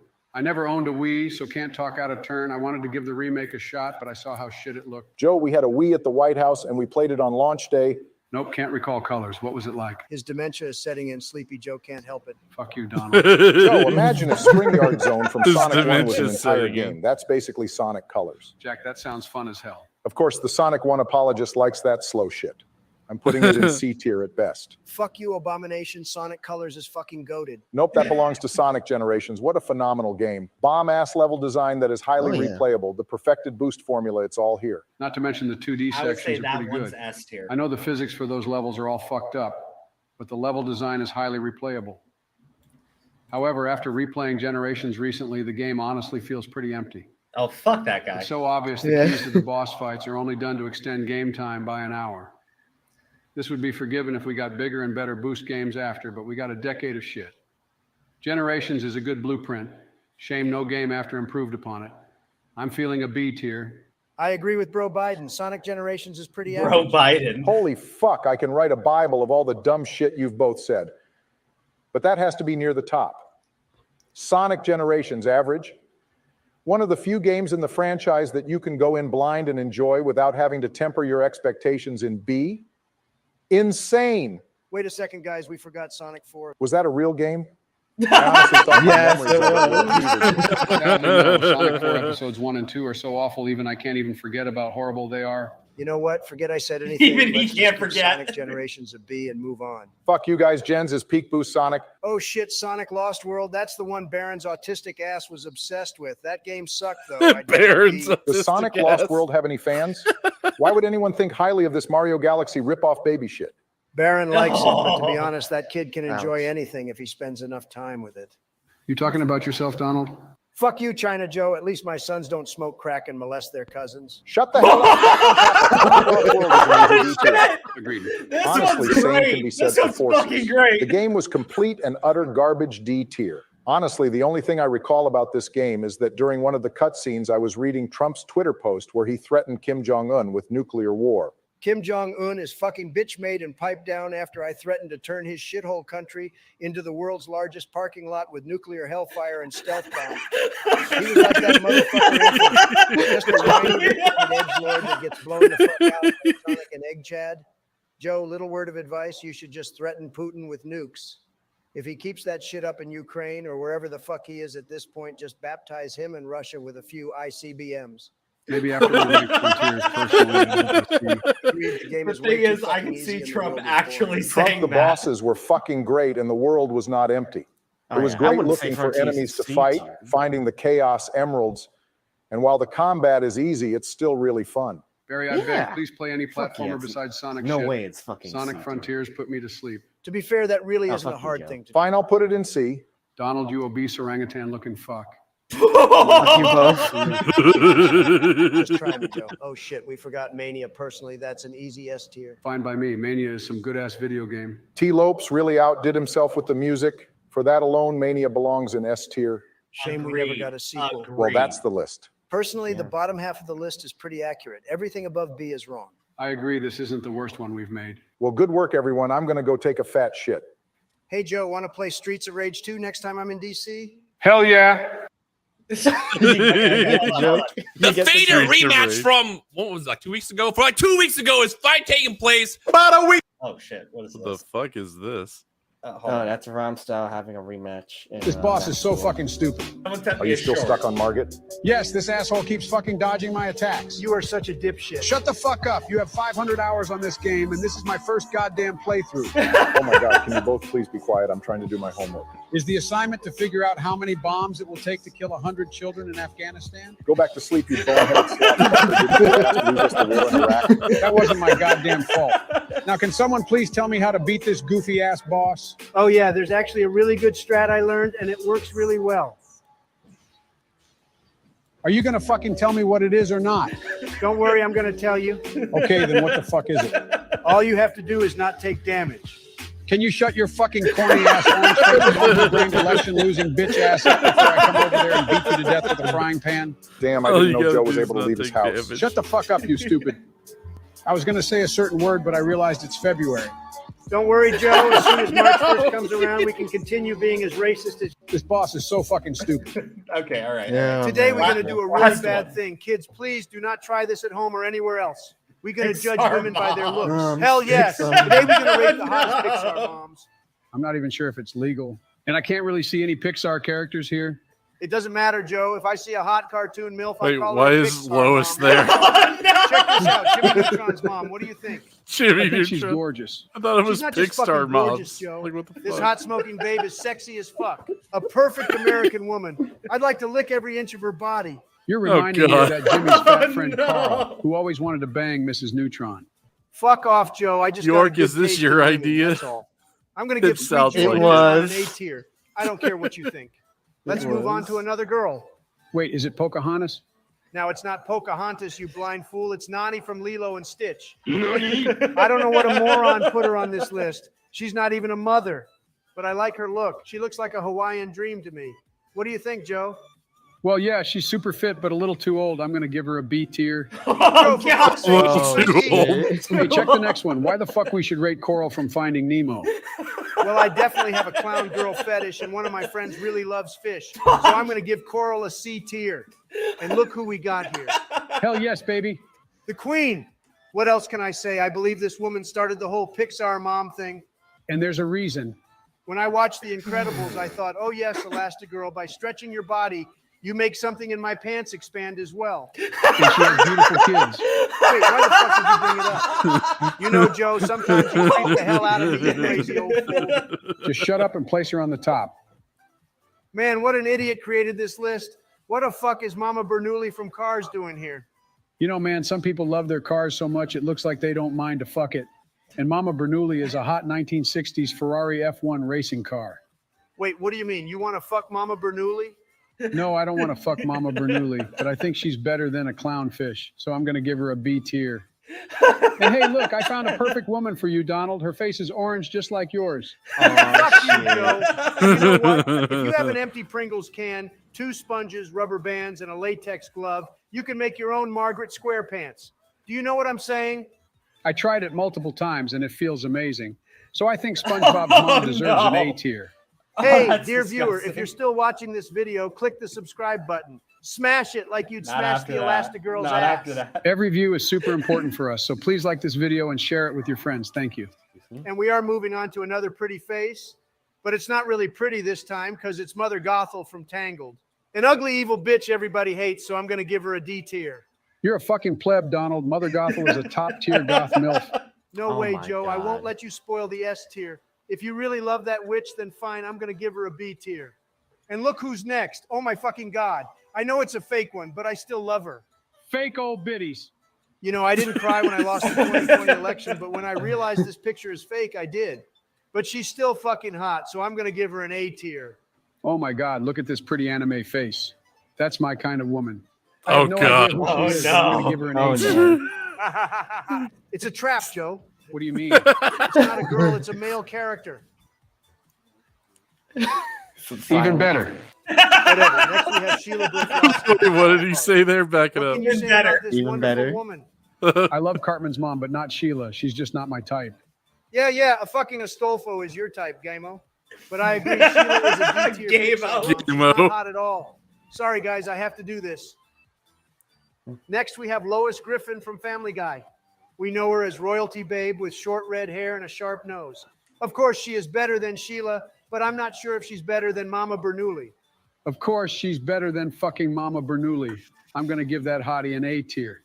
Yeah, I agree with Herbert on this one. Next, we have Jill Anderson. Herbert. And I'm not sure if he picks up as many hentai fan art as she does. I've seen it all. Joe, do you really have nothing more important to do? This is important. I'm giving Jill the highest tier. And who the fuck is that? Oh, it's Andy's mom, Mrs. Davis from Toy Story. Looks like a Karen to me. Fair enough, and there's nothing interesting about her, so D tier is a perfect option. Another goth girl. This time it's Mama Imelda from Coco. She's super skinny and not just dead inside, but really dead. A perfect choice for a walking mummy like you, Joe. Skinny? She has no skin at all. She looks like a panda skeleton. I'm giving her a C tier, just for the effort to look like a goth girl. Oh yes, Fairy Godmother from Shrek 2. She was super hot in that movie, so energetic and so sexy. She's just too old for our list. I think B tier is a good choice. The last one we have today is Nicole Watterson, Gumball's mom. Well, she's kind of okay if you're into Smurf girls or something. What do you think, Joe? Joe? Oh, God. What the fuck? Oh, God. Finally put it in the ST. Oh, okay. All right. Here's the problem. I know I said that was the last one. I've got 5 more minutes on this shit. No, Crow, if we keep going. I've got 5 more minutes on if this we shit. keep going. All right, boys, are we ready? The last one. Pokemon starters, I'm a really? big Pokemon. Yes, I'm a massive Pokemon fan.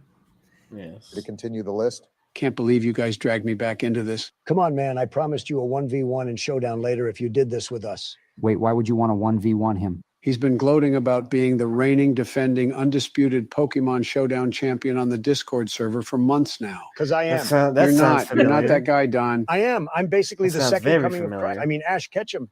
Let's just make this quick. I need Trump to be in is bed by Ash 9:30. Captain. Okay, first up for Gen 4 is Chimchar. All right, this is the easiest S tier of this entire list. The flame on Chimchar's tail is akin to the torch of the Statue of Liberty that shines brightly over our great nation, a symbol of freedom and opportunity. As the leaders of this country, it is our duty to... Jesus Christ, you're going to make Sleepy Joe pass out before his bed. What is Cyndaquil in Yeah, I D tier? appreciate the Shakespearean soliloquy about how an imaginary fire monkey Hey, from a hey, kid's game Typhlosion's represents the kinda freedom of the United States and all, Nuh-uh. but Chimchar is an A tier starter. Uh-uh. So true, broski. Please don't call me that ever again. I agree. I like Chimchar a lot, but the firefighting combination that it gets at evolution is so played out. Literally a third of all fire starters end up being fighting.